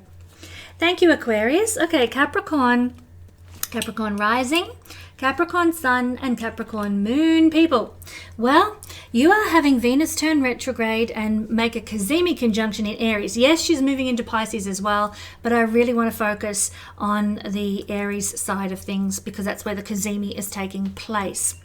So Capricorn, Aries is your 4th house. This means you might be weighing up certain things about your home, your family life, your heritage, your past, your roots, your intimate family connections, or your familial community connections. These things are coming under scrutiny with Venus retrograding, and you might be making some new choices around the home, around family, around those community kind of events. Nothing wrong with that. The only thing is I wouldn't take action while Venus is retrograde. Venus is beginning a new 18-month cycle, and as such, you can take action after Venus comes out of retrograde phase on the 12th of April. It's the 12th or 14th of April? Yes, it is the 12th of April. Sorry, I just had to double check with all these dates flying around in my head, that we come out of retrograde, and then you can actually take action to renovate the house, decorate your home, maybe start a home-based business, all these sorts of things that are very 4th house in orientation. So that is when we can start to put these things into action and see the unfolding of those new choices in that realm of life over the next 18 months as that cycle kicks off or gets going. Not only that, but in a Capricorn rising chart, Venus is the ruler of this house, the Taurus 5th house, and also Libra 10th house. So these are areas where you're beginning a new cycle as well. You can be thinking about, making a career move, changing career. You can be thinking about improving your public reputation. You could be thinking about developing some new identity that you want to sort of associate with out there in the world. Libra, 10th house energy, and of course some new dynamic with a boss. But I wouldn't take action on any of those things until after Venus turns direct. And then you can begin a whole new 18-month cycle with a whole new career, whole new boss, whole new public reputation, even developing a whole new legacy for what you want to leave for others when you're no longer on the planet. That's a 10th house thing as well. 5th house energy really speaks to developing a whole new 18-month cycle regarding 5th house things. Now, this could be potentially, especially as it's associated with the 4th house, in the way you're parenting your children. There might be a whole new approach that you want to take on board. Now, I encourage you, if that's what you're thinking of doing under this energy, just weigh it all up during Venus retrograde and then instigate the changes with your children when Venus turns direct after the 12th of April. But children, or you might be weighing up the validity of a love relationship, a romantic dalliance that you've had. Do you want to keep it? Do you want to let it go? I would suggest not making any concrete decision until after Venus turns direct. And then when Venus turns direct, you can be like, yeah, nah, or yeah, bring it on. So you're more clear about this love relationship after Venus turns direct. And then you'll begin a whole new 18-month cycle. Maybe the relationship goes to the next level in that 18-month cycle. Maybe you decide, oh, I'm going to let this relationship go, and you spend 18 months, single in your own power, in your own strength before you meet somebody else. Could look like that. I mean, there's many different ways. I'd have to see a personal chart to make any personal assertion on that relationship situation, but what I've just given you as an example there. Change with relationship shouldn't be implemented until after Venus finishes her retrograde on the 12th of April. And then you will be in a whole new Venus cycle, a whole new energy, and be more likely to be engaged with where you're at and what you decide relationally. Also, this is a house of creativity as well, so you might be beginning a new creative project, maybe writing a new novel, starting new performance, writing a new album, whatever creative endeavor it might happen to be. And you can certainly make the plans towards doing that and get nitty-gritty on those things during this retrograde process. Venus retrograde is actually a good time to do creative work that's very introspective. It's not so much a good time for getting out there and treading the boards and it's not that performance time. It's about getting ready for the performance, learning your lines, or writing the songs, or writing the book. It's about the preparation. And then when Venus turns direct, you're ready to go. You're ready to produce that album. You're ready to send that book off to the publishers. You're ready to get out on stage and sing your heart out. So that happens, and you might actually be beginning a whole new 18-month cycle with some sort of creative expression or performance that is very powerful. This is also the house of teaching, and you might actually is teaching sort of teenagers, sort of older teens, that sort of thing. And so you might even be moving into that sort of field after Venus turns direct as well.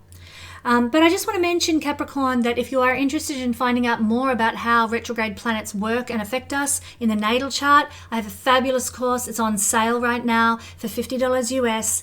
They're a real cheap bargain because of the workbook that you're going to get and the hours. There's a few videos involved. The hours of content. So absolutely wonderful. Learn all about your retrograde planets, including Venus, and what they mean for you personally in the chart. Okay, thank you, Capricorn. Moving along to Sagittarius rising, Sagittarius sun or moon people. The energy of Venus retrograde is really being felt in the 5th house. Yes, Venus is retrograding into Pisces, your 4th house as well, but I want to focus on the 5th house because that's where the Cazimi is taking place, the conjunction of Sun and Venus, which is the beginning of the whole new 18-month cycle for us all. And so this is an area of the chart where you're going to be very focused on maybe starting a new cycle, but I really wouldn't take action until after Venus turns direct on the 12th of April. So this could be a creative project. Maybe you're nutting it all out. You want to write a novel and you've got to plan it all out, the details. Maybe you are, I just mentioned for a Capricorn rising, maybe you're involved in some sort of a play and you need to learn your lines. I wouldn't go getting out there in public and on the stage until after Venus turns direct if you can help it. But it's a time of preparation for whatever creative endeavor that you're doing at this time. Also, maybe you're looking at doing something fun and playful with your children. Venus is pleasure after all, and here in the house of fun and children, these go hand in hand. But I just want to say that having fun and playfulness with children mightn't come all that easily while Venus is retrograde. I would suggest just stick to your daily routine, one foot in front of another at a time, one at a time, until after Venus turns direct on the 12th of April, and then you can actually instigate that plan for playfulness. Maybe you take a holiday with your family to a theme park or something like that, and you have lots of fun together there, pleasure together there. So use this time to sort of plan something fun, plan something playful with your children, something that the children will enjoy and that you'll enjoy too, something pleasurable. And then when Venus turns direct, put it into action and watch how much your whole family comes together and bonds because of some really enjoyable energy, some really enjoyable times. Venus when it turns direct, but you are actually beginning a whole new cycle for the next 18 months with your children. So if you establish that with some fun and some joy, then this next 18-month cycle with your children can be absolutely delightful and an absolute pleasure. Now, I would also suggest that look, on that topic, don't hold off having fun with your children or attempting to, but the big deals like going to a theme park or going on a holiday together and that sort of thing with your children, don't do them until after Venus turns direct. But if you're going to have a board game night, don't let Venus retrograde hold you back from something straightforward like that, and also lovers. If you need to make a choice or a decision around a love affair, a relationship, a love dynamic with somebody, wait until after Venus turns direct before you make the choice. You'll probably be clearer about it, and you'll actually be beginning a whole new 18-month cycle with that relationship, either ending it or going deeper with it or whatever. And it'll keep you from being stuck in a relationship you don't like, or a relationship that's very karmic or something. You can actually process it better. Okay, so you'll be clearer, more confident about what you choose when you take the time during Venus retrograde to weigh it all up, and then work with it in actionality after Venus turns direct on April 12th. And look, this is a time when you can sort of make some plans about bringing more romance into a love situation. Maybe use this time when Venus is retrograde to plan out all the romantic dates you want to take in the next 6 months and arrange them, ring up and make bookings and do all that sort of stuff, so that when Venus turns direct, there you are, set with a calendar, ready to enjoy and experience the pleasures that you've planned for while Venus is retrograde. Now also, Saggy, in a Saggy chart, Venus rules your 6th house of health and well-being. That being the case, I would just drink plenty of water and make sure that you eat a healthy diet. Venus is sweet foods, and sometimes when Venus is retrograde, we might overindulge in, lollies, cakes, too much alcohol, all that sort of, especially cocktails and that kind of thing, the sweet alcohol, too much cider. Just go steady on that. Be having awareness and consciousness around that. Venus in the retrograding ruling the 6th house means it's time to weigh up. Well, what does your diet look like? What's your exercise routine look like? What does your daily orchestrated plans look like? And how much pleasure are you getting out of that daily routine, that diet, that exercise pattern that you're following? How much pleasure are you getting out of your work life? These are things to go inward and consider and contemplate while Venus is retrograde. And once Venus is finished retrograding on the 12th of April, then you can actually put the things you've considered into some form of choice, some form of action. So for example, maybe you weigh up your job, your working life, and you're like, this is not for me anymore. I wonder what else is out there. And you start researching and looking around. Oh, there's a job. That looks more like me. And so you can actually take action towards a new job that manifests for you after Venus has finished her retrograde process. And in fact, you're beginning a whole new 18-month cycle with a health routine, with a diet, with an exercise, with a job, with some form of service, some form of dealing with a health problem, and you begin a new cycle once Venus moves out of retrograde phase that can be very, very empowering for you. So focusing on researching those things and get ready to make it happen when Venus turns direct. Not only that, but Venus in a Saggy chart also rules the 11th house. And I've got some good news for you here, Saggy. Rewards and gains, dreams, goals, aspirations, and friendships are all 11th house things. And Venus retrograde means that things are changing there. Things are changing with your networks, with your circles, with the remuneration that you're getting, with the big dreams and goals that you've had. Maybe you always thought you wanted to be, you're Sagittarius, you love publishing. Maybe you wanted to be, the next Stephen King or the next Bryce Courtney.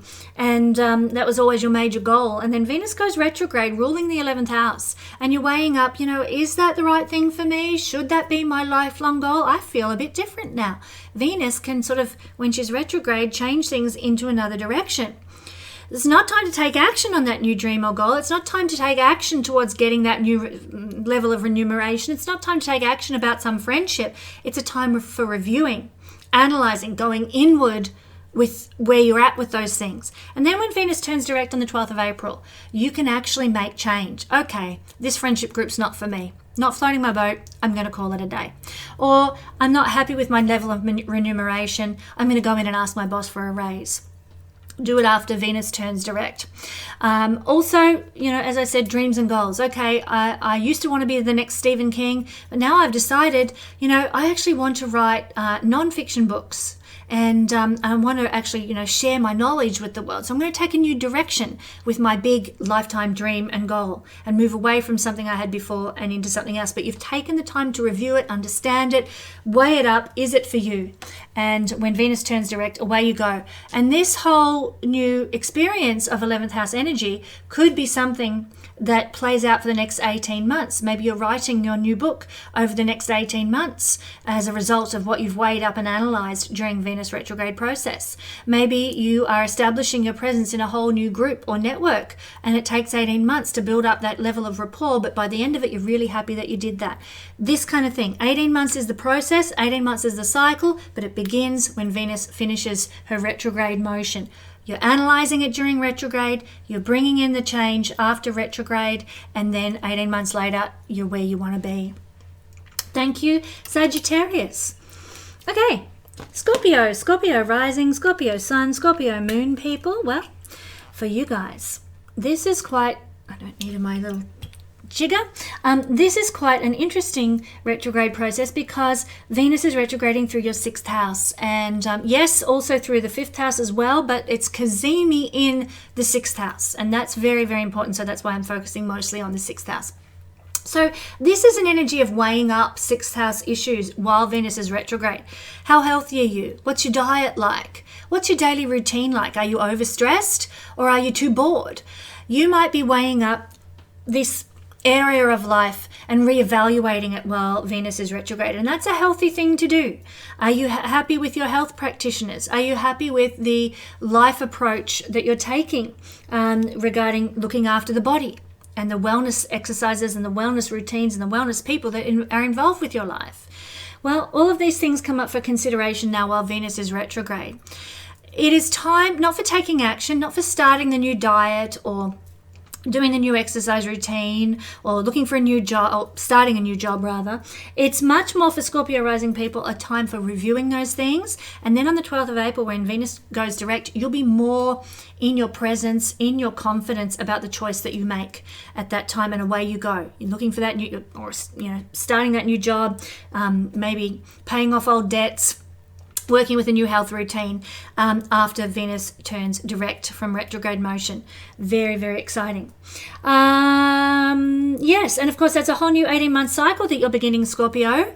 So very positive in that regard, because you could see some real improvements in your health over the next 18 months. You could see some real improvements with your debts, with your work situation as a result of the choices that you make while Venus is moving in her retrograde motion. But not only that, Scorpio, Venus happens to rule in your chart the 12th house and also the 7th house. So because of this connection that Venus has with the 12th and the 7th, and because Venus is love, you could, and in retrograde motion, very karmic, you Scorpio people more than any other sign might experience karmic lovers coming back into your life. People from the past, maybe early, get back together with somebody you knew in high school, or maybe even somebody from a past life, a past incarnation that you need to wrap up some loose ends with. That is highly likely for a Scorpio person, because 12th house is past lives and 7th house is relationship commitments. So definitely a karmic connection there. But in other ways, this can express as a need to spend time reviewing 12th house things and 7th house things in order to make change when Venus retrograde turns direct on the 12th of April. So this might mean weighing up a business contract or a business partnership. Is it the right one for you? Is this graphic designer really the person that you need to work with, Scorpio? Or is there someone better out there for you? Well, you can research that now. Don't cut them out of your life now. Look around. What's better? What are the prices like? Are you on a good deal right now or not? Start to look at business relationships. Start to even analyze personal relationships. Is my partner the one for me? Or am I feeling like this relationship has run its course? Weigh it up. Now, during Venus retrograde, we know if we have a breakup, we're likely to get back together with the person. That does happen. But also, I'll just add, if you weigh up and use this time to review before taking action, you're less likely to break up in the first place and cause that pain. So take your time, analyze your relationships, analyze your business agreements and contracts and alliances that you've got. Are they right for you? And then when Venus turns direct on the 12th of April, you can instigate whatever change needs to be made and actually start a new 18-month cycle that can bring blessing into your life. So a new 18-month cycle where maybe your relationship goes to the next level, or a new 18-month cycle with a brand new graphic designer, and your business takes off because of it. You know, some new cycle begins with a 7th house instigation. And of course, 12th house instigation as well. Now, this could be a whole new spiritual approach to life, or a whole new approach to pleasure. Why? Because this is a house of retreating, escaping, and that's what we do. Venus is exalted in the natal sign of Pisces, so associated with the 12th house there, because Venus is pleasure and the 12th house is escaping the ordinary reality, and it's best to do that through something that feels pleasurable, something that feels delightful. So you might be looking at taking a holiday. Where do you want to go? Well, Venus retrograde until the 12th of April is time to analyze. Well, should I go to the Bahamas or should I go to Mauritius? I don't really know. I want to go to a tropical island, but which one? And you're weighing it up and you're looking at prices and air flights and cost of hotels and transfers and all that bizzo. And you're weighing up, is this the right holiday for me? Or maybe some other form of escapism. Maybe it's not a holiday. Maybe you want to have some time at a day spa. Or maybe you want to just have a week at home. It could be that, where you just don't do anything, don't go to work, don't cook meals, you just get takeaway and you read some books. My dream holiday. Not having to look after anyone else and just look after me would be my dream holiday. But that is what you're weighing up. What are you going to do to escape and find pleasure and peace in your life? And you could also be weighing up your spiritual understandings as well, doing some deep analysis of what is your spiritual truth. And of course, once Venus turns direct, then you can book that holiday. Then you can really take on board that spiritual approach, or maybe it's a new spiritual practice like a yoga system or something that you want to align with.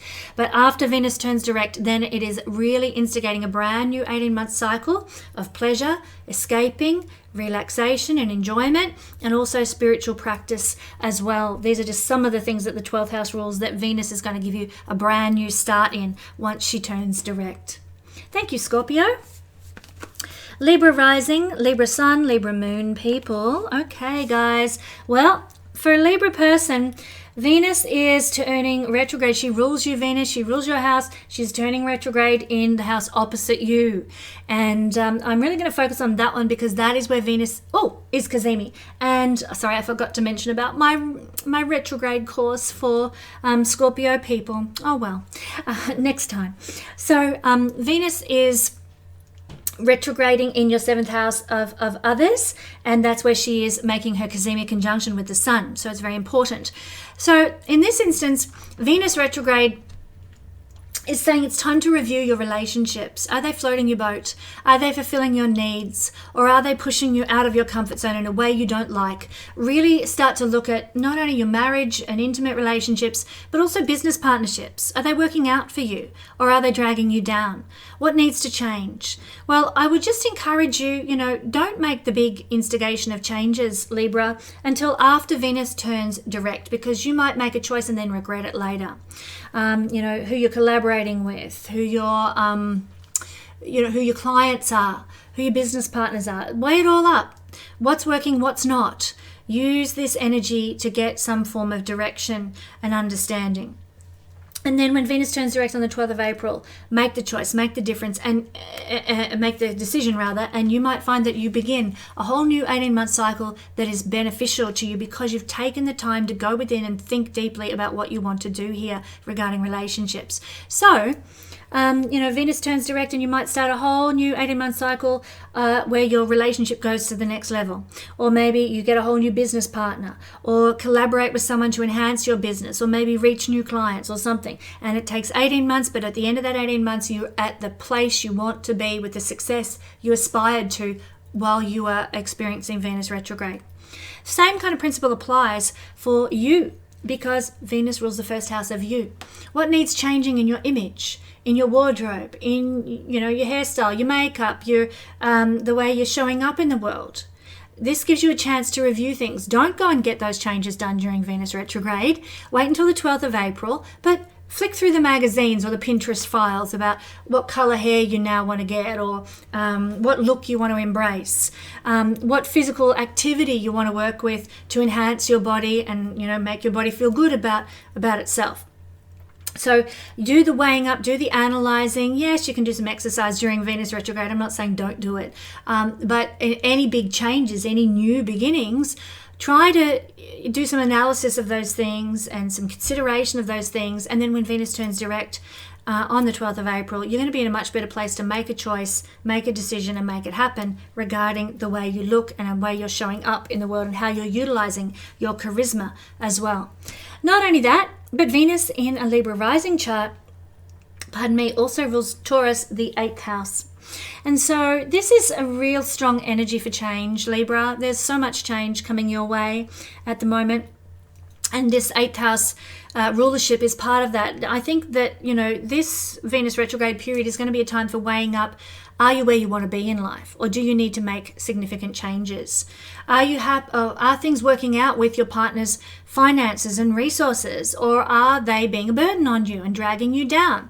You might be considering all those sorts of things because the 8th house rules those things. And maybe you feel like change needs to happen in that regard. Maybe you feel like change needs to happen. This is the house of change, and maybe there needs to be some sort of significant change that maybe affects you personally. Maybe you think, I need to get some sort of facial surgery or some sort of bodily enhancement. 8th house connected to the 1st house might be part of what you're considering with Venus going retrograde, something cosmetic. And then when Venus turns direct, you can make your choice, you can make your decision about how you're going to approach your partner about the financial situation that you're experiencing, or who you're going to ring and make an appointment with to maybe do some sort of surgery or body change or something like that because of the connection of the rulership of the 8th and the 1st. Maybe you're going to consider also some sort of career change and analyzing of, are you happy in your career? Because this is the 11th house from the 10th, meaning are you happy with the rewards you're getting from your career? Well, Venus energy of retrograde is causing you to weigh up and consider all those things. And then when Venus goes direct, you can actually make the change. You can apply for that new job, or you can ask for that raise, or you can book in, like I said, for your surgery or whatever it is you want to get done. Not to mention that Venus in direct motion, when she moves out of retrograde, will also be bringing in a brand new 18-month cycle. So, you get some sort of operation done, and my God, you're just loving the way you look and feel about yourself after that operation for the next 18 months. I don't know what happens after then. Hopefully you're still happy. But maybe you start a whole new job because of the changing energy that 8th house brings to our career. And of course, that then means that in 18 months' time, maybe you've gotten in at ground level and you've worked your way up to a position where you feel rewarded and fulfilled and happy. This is 11 houses from the 10th. And so rewards, gains, reputation and accolades. So it might take 18 months, but this is the cycle of Venus that gets you there. What you review and analyze during Venus retrograde and instigate when Venus goes direct takes 18 months to then reach a level of fulfillment and fullness. So quite an interesting energy, my beautiful Librans. I hope you enjoy. Now, as I forgot to tell Sagittarius and Scorpio, I do have a course on sale for $50 US, absolute bargain. There's a few videos involved and a workbook looking all in depth at the retrograde planets, all of them, not just Venus, every single one, what it means in the chart, how it plays out in all the houses, and what you might experience if you've got retrograde planets. So if you're interested in that, head over to the Learn Astrology page. I'm sure you won't regret it. Okie dokes. Venus, Virgo. Venus retrograde for Virgo, rising, sun or moon people. Well, Venus is retrograding through Aries and Pisces too. But really Venus is making its Cazimi conjunction in Aries, and that's where I want to focus this attention right now. It's in the 8th house. So Virgo, I think that there's going to be a period where you are reassessing during retrograde Venus energy, reassessing your intimacy, the sex life that you have. You might be reassessing the role of your resources and your partner's resources and how that's working out for you. You might also be thinking about changing some sort of career, because it's the 11th house from the 10th.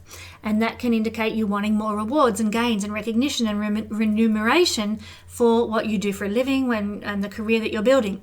So Venus is causing you to do some deep introspection on those things, some analysis of those things, some weighing up of those things. And that is the appropriate thing to do during the retrograde phase of Venus. But once Venus turns direct, then you can put those things you've been considering on into action. You can make choice on those things and you can follow through with them. And you may also be beginning an 18-month cycle with regard to these things. Maybe an 18-month cycle brings you to a new level in career where you get the appropriate reward and remuneration that you've been aspiring to. Maybe it brings you to a new outcome with the resources that you share with your partner.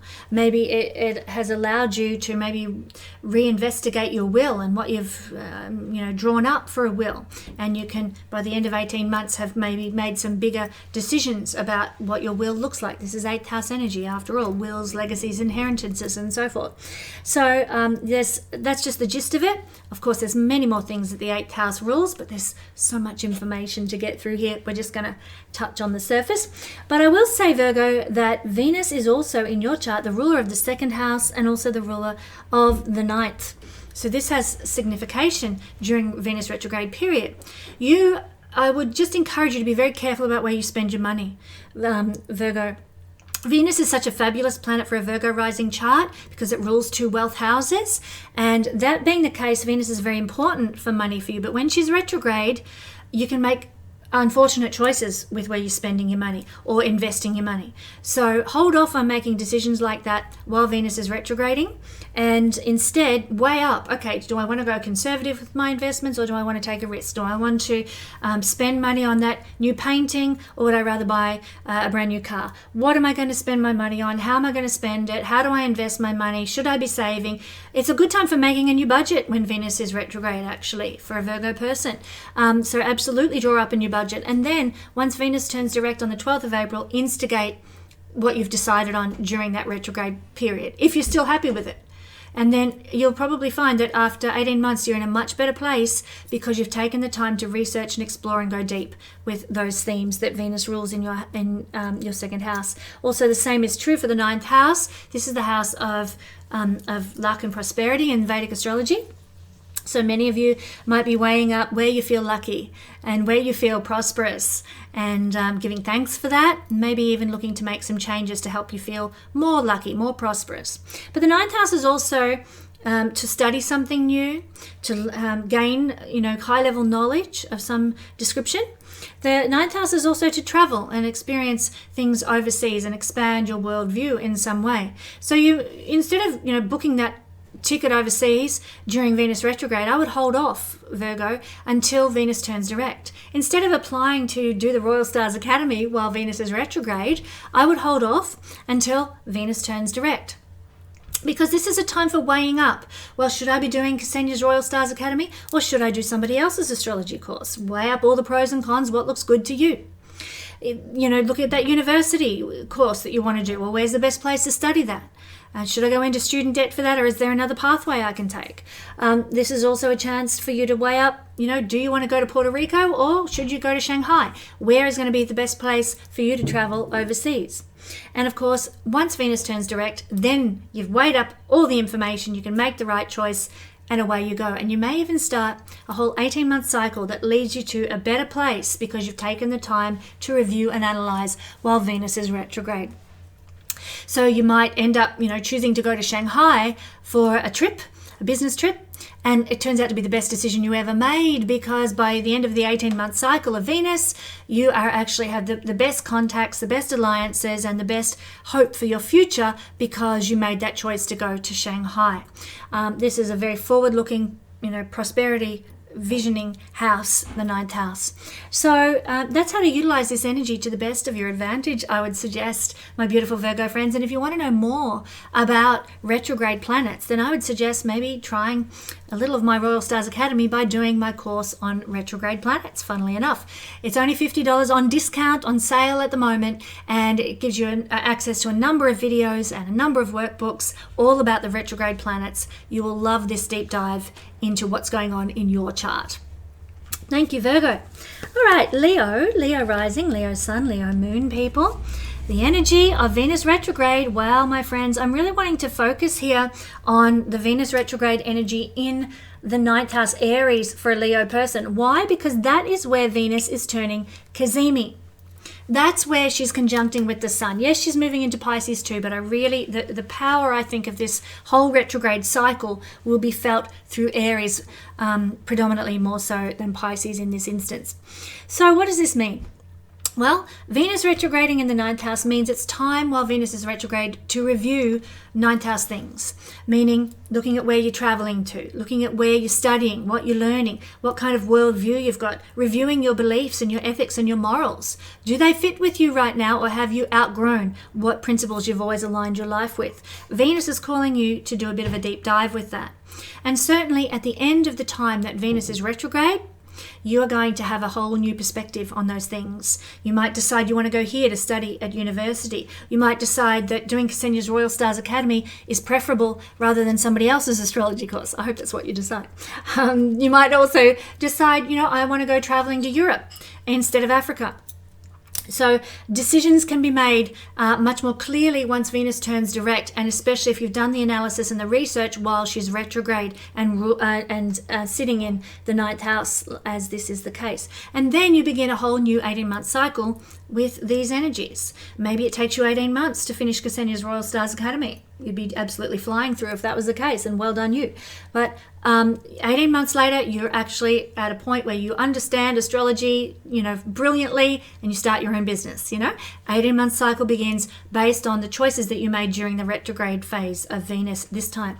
Not only that, you might choose to go to Europe and it changes your life in some way. 18 months later, maybe you've met the love of your life overseas and you're living now in Belgium or somewhere that you never expected you'd live because you made that choice to travel to that place. 18 months can see the outworking of that whole Venus cycle based on the choices and the research that you've done during retrograde and direct motion. Now, in a Leo chart, Venus is also the ruler, of the 10th house, which is very important because it's angular, but also the 3rd house.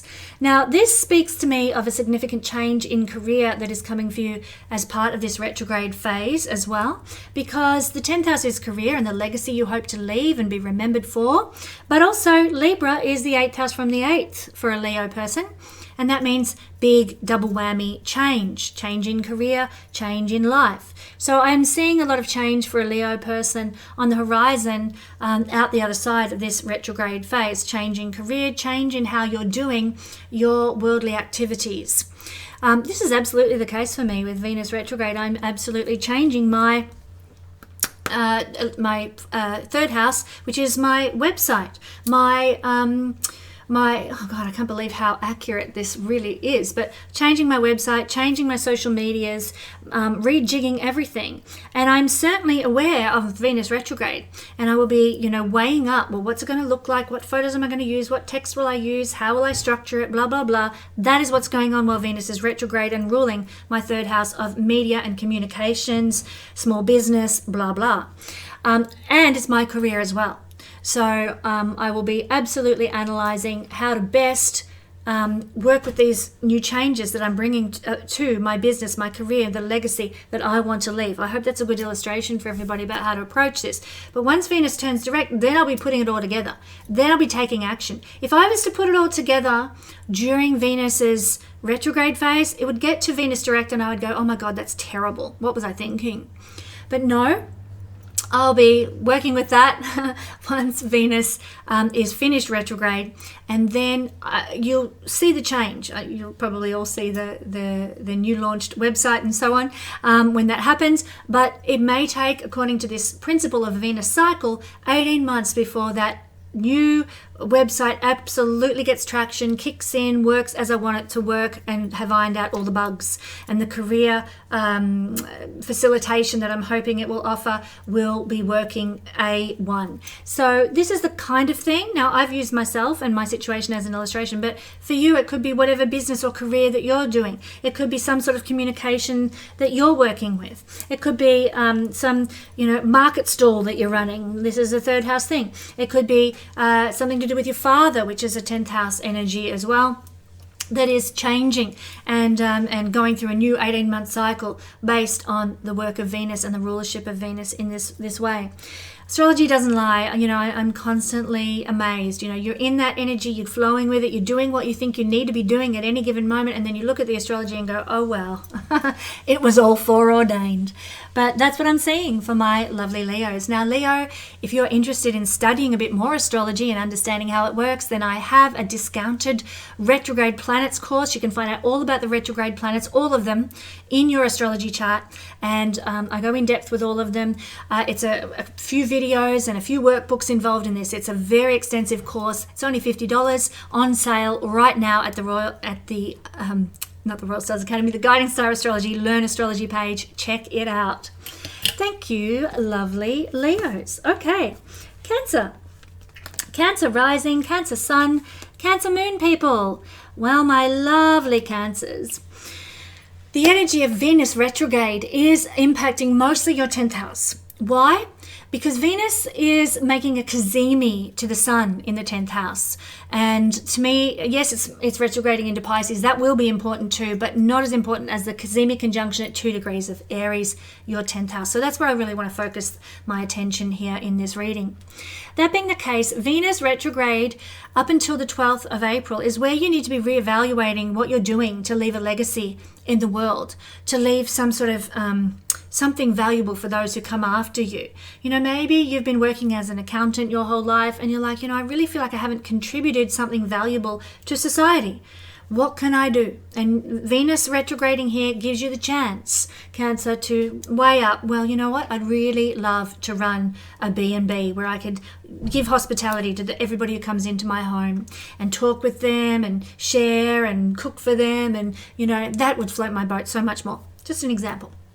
And so you're weighing up, should I do this? Shouldn't I do this? Do I have my resources together? Are the tools that I need to establish this new career right for me? And then Venus turns direct and it's time to put your plans into action. It's time to make the change and bring it about.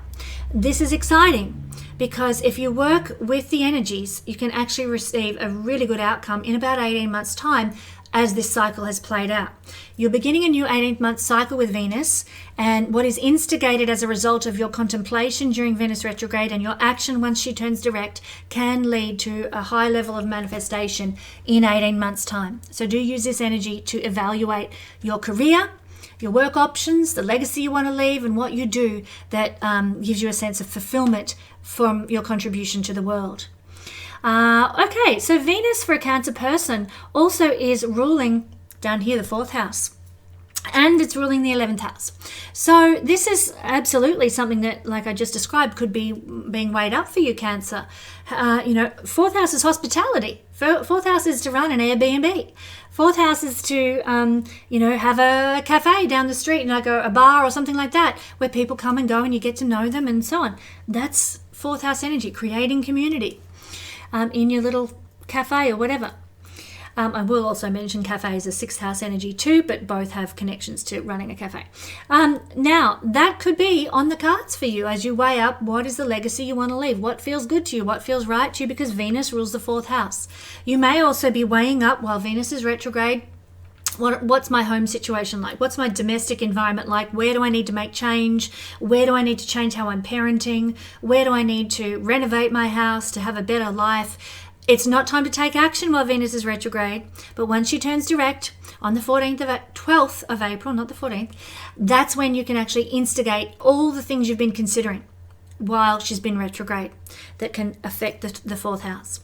Then you've also got remuneration, big goals, big dreams, friendships, represented here by Taurus, which is ruled by Venus as well. And so that's another area where you might be reviewing changes that you wish to make to your life. Are you getting enough money working as that accountant for an accountancy firm? Or would you feel more fulfilled, more rewarded, more well remunerated, running, maybe juggling a few B&Bs or something like that, running that tiki bar downtown?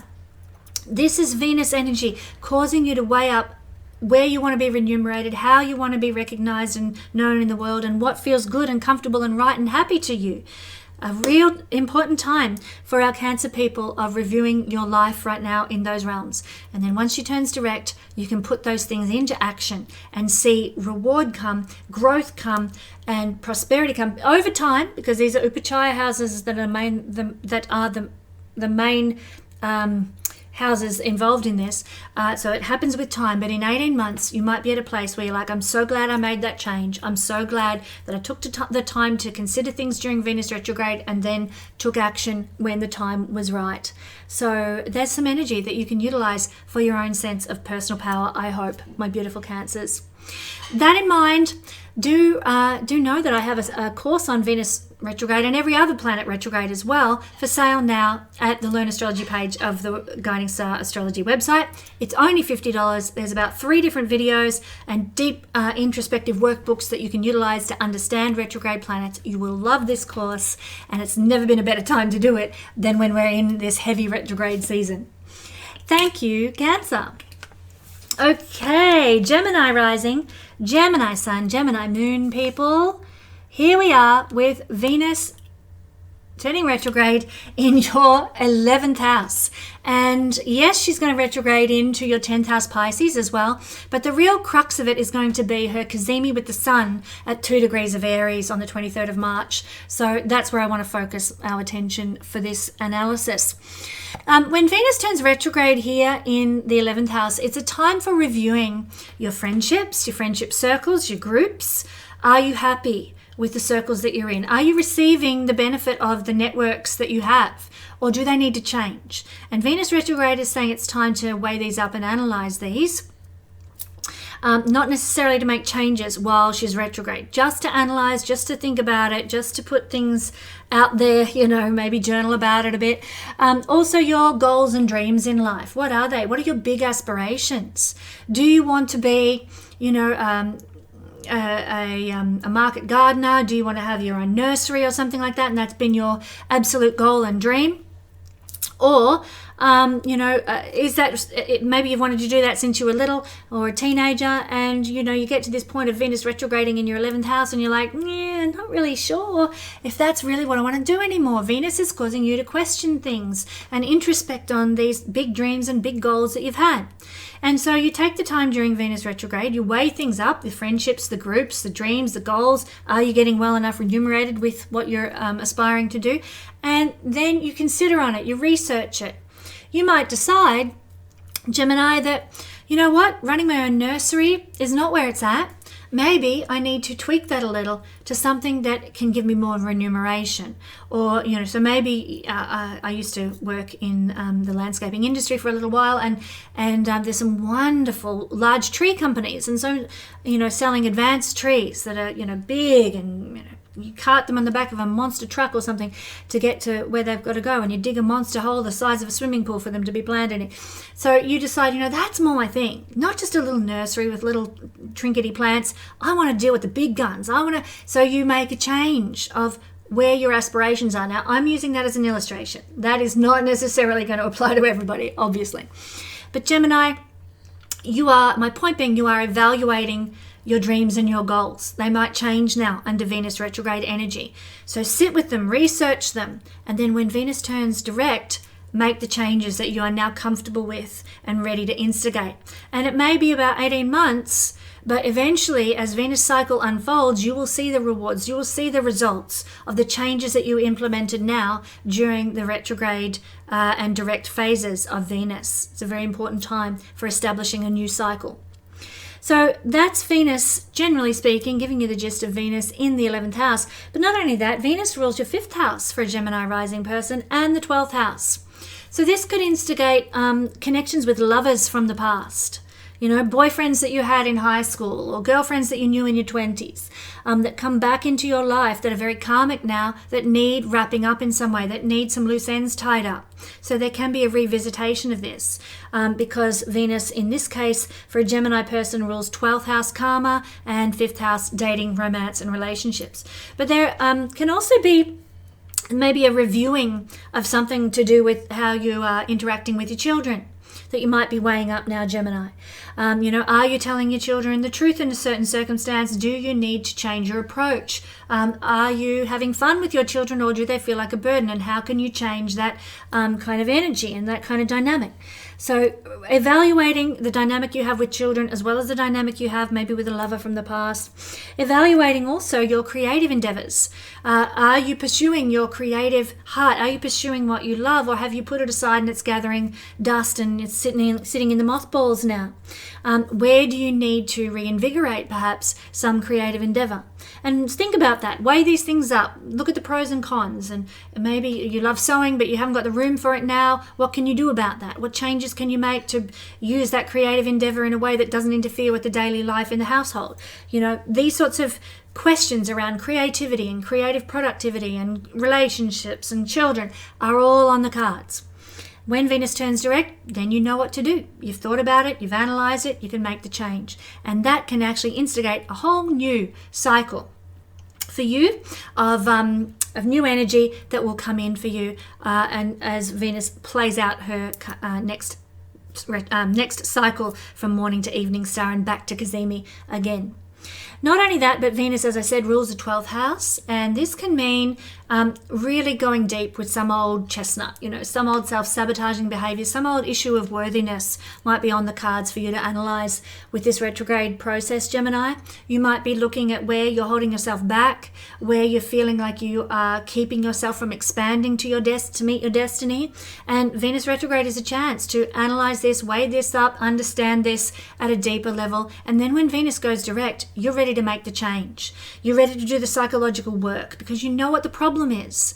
How can you make change? How can you do therapy around something that you don't even know what it is? You know, you just know you've got a hang up or things never work out for you in relationships. Until you know what the problem is, until you've analyzed that, change can't happen. When you lift something into the light, when you understand what's going on, when knowledge comes and gives you power, that's when change occurs. So it's really during Venus retrograde period, a very important time for Gemini people to understand their psyche. Maybe you might want to do some reading during Venus retrograde of self-help books, maybe to do with some of your issues or any problems that you've got, anything that you want unraveled. Do some research around that. And then when Venus goes direct, you'll probably have an epiphany and an aha moment that'll help you move forward into feeling lighter, freer, more empowered. And by the end of the 18-month cycle, you will have ended some self-sabotaging behavior, some lack of worthiness, whatever it happens to be, that might have been a hangover from a past life or an early childhood experience. And Venus in her 18-month cycle, momentum will see great positivity come as a result of the work you do now during Venus retrograde period. Now, Gemini, I just want to mention that I do have a fabulous retrograde course on offer. It's available at the Guiding Star Astrology Learn Astrology page. It's only $50 and it's a 3-video series with extensive workbooks and you're going to love it. There's just so much to learn about retrograde planets and it's so empowering to understand how retrograde planets in your own chart are affecting you and how you can work with that energy to heal those issues, if they need healing. All right, moving on and up to our lucky last Taurus, Taurus rising, Taurus sun, Taurus moon people. Well, my beloved Taurus friends, we are having, if we are Taurus, we're having Venus retrograding in our 12th house. And this means while Venus is retrograde until the 12th of April, we are having a really deep introspective dive into our subconscious. And as I just mentioned, for Gemini friends who are also having a bit of a 12th house influence here, it's time, Taurus, to get those self-help books out. It's time to do some journaling. It's time to maybe do some art therapy or music therapy or dance therapy that helps you bring any sort of psychological issues or issues that you've been dealing with and grappling with your whole life up into the surface. Because as we do this while Venus is retrograde, we actually give ourselves a chance to heal. This is probably the most important thing we can do during Venus retrograde cycle here in our 12th house. With that in mind, once Venus turns direct, then you can instigate whatever needs to happen to make changes because you've done the analysis. And as I said to Gemini people, if you don't know what it is that needs changing in your life, how can you change it? You've got to have an understanding of what's in your basement before you can sweep out those cobwebs. You've got to know where the cobwebs are to get rid of them. So do the analysis during the retrograde phase of Venus, and then when Venus turns direct on the 12th of April, start to make the changes. If you need to book in to see a psychiatrist, do so. If you need to get hypnotherapy to help clear an anxiety or clear a fear, by all means, I highly recommend it. Do that. If you need to maybe join a dance therapy class as a mechanism for working through an issue that keeps popping up, do that. You will know what to do once Venus turns direct to heal those old, deep psychological wounds in this very liberating moksha house. Moksha means liberation. But not only that, Taurus, it's very personal to you because Venus rules you. Venus rules Taurus. So for some of you, it may not be quite so deep and psychological. What you might be working on is a change in image, a change in what you look like, because not only is Venus sitting in the 12th house of your deep introspective psychological self, but she is also ruling you and the body and your physical presence, your physical image. So you might be considering changing your hairstyle, changing your wardrobe, changing your makeup. You might be considering changing how you show up in the world, what identifies you as you. So maybe, you drive a Ferrari and that's how you identify you as you. Well, Venus going retrograde might cause you to think, well, do I really want that Ferrari? Is that the image that I want now? Maybe I should get an old FB Holden wagon because that's more my style now. You might be making some changes to how you present to the world, whatever capacity that happens to look like. So Venus is causing you to consider these. Now, I want to just say that before you go making a choice, allow Venus to go through her retrograde process. Don't get a haircut while Venus is retrograde. Don't sell your Ferrari and buy an FB wagon during Venus retrograde. Wait until she turns direct. And then you will have more clarity about the image you want to present, whether it's going to work for you, whether that hairstyle will look good on you, whether you really want to sell your Ferrari. You can make better informed choices because you've researched the options. You've looked deep and analyzed the pros and cons while Venus is retrograde. And then when Venus turns direct, you make the right choice. Not only that, but you might see playing out for the next 18 months while Venus goes through her new cycle, a growth of your presentation to the world. A growth based on the choices you make during this time. So there can be a lot of forward momentum that actually leads you to a really higher level of confidence. First house is confidence, and a higher level of being able to start maybe a whole fresh cycle of life in general. More power to instigate what you want in life because of the choices you make during Venus retrograde. Not only that, Taurus, but Venus in a Taurus rising chart rules the 6th house, Libra. I think you'll be changing a lot of your health routines, your daily routine, your work life based on the choices you make during Venus retrograde. So it's not about taking action during Venus retrograde, it's about analyzing. Let's say you've got a health issue. Venus ruling the 6th house, an issue with your body. And, you're weighing up, should I go and see a chiropractor? Should I get acupuncture? Should I see a naturopath? Will the GP help me? Who's the best person to go and see for this health issue? And you're weighing it up and you're looking at your options and what does it say about this form of medication? What does it say about the acupuncture? Blah, blah, blah. And you're analyzing during Venus retrograde. And when Venus turns direct, you've done all the research, you know where it's at, and you make the choice. I'm going to go see the acupuncturist. And you're mighty glad you did because you took the time to consider the right choice for you. If you just bowled in during Venus retrograde, it's likely you wouldn't be happy with the choice and you'd regret the choice you made. So take the time, with a health issue, with looking at where you want to work and your current work situation. What are the options? Take the time to look at your debts and how you're managing your debts and expenses as well. Take the time to research where you're at a disadvantage in life and what you can do to change that disadvantage. Sixth house is where there's uneven imbalance and problems in life. How can you resolve those problems? Venus retrograde is a wonderful chance to rebudget, to work out where you can make changes to certain things in life to bring you out of a problem and to resolve an issue. And Venus retrograde is going to give you a very powerful time to consider on those things. Once she turns direct, make the choice, away you go. The next 18 months could see you resolve a health issue based on the choices you make out of this Venus retrograde cycle. The next 18 months could see you get out of debt, get out of disadvantage, get a better education, get a better job, because these things ruled by Venus in the sixth house that speak to disadvantage can be healed and restored and overcome based on wise choices made as a result of Venus retrograde introspection. My friends, what a video. I'm exhausted. I don't know about you, but thank you for sticking with me to the end of this video. I'll have more amazing astrology videos coming your way this March, the biggest month of the year. Thank you for joining me, and I'll catch you next week.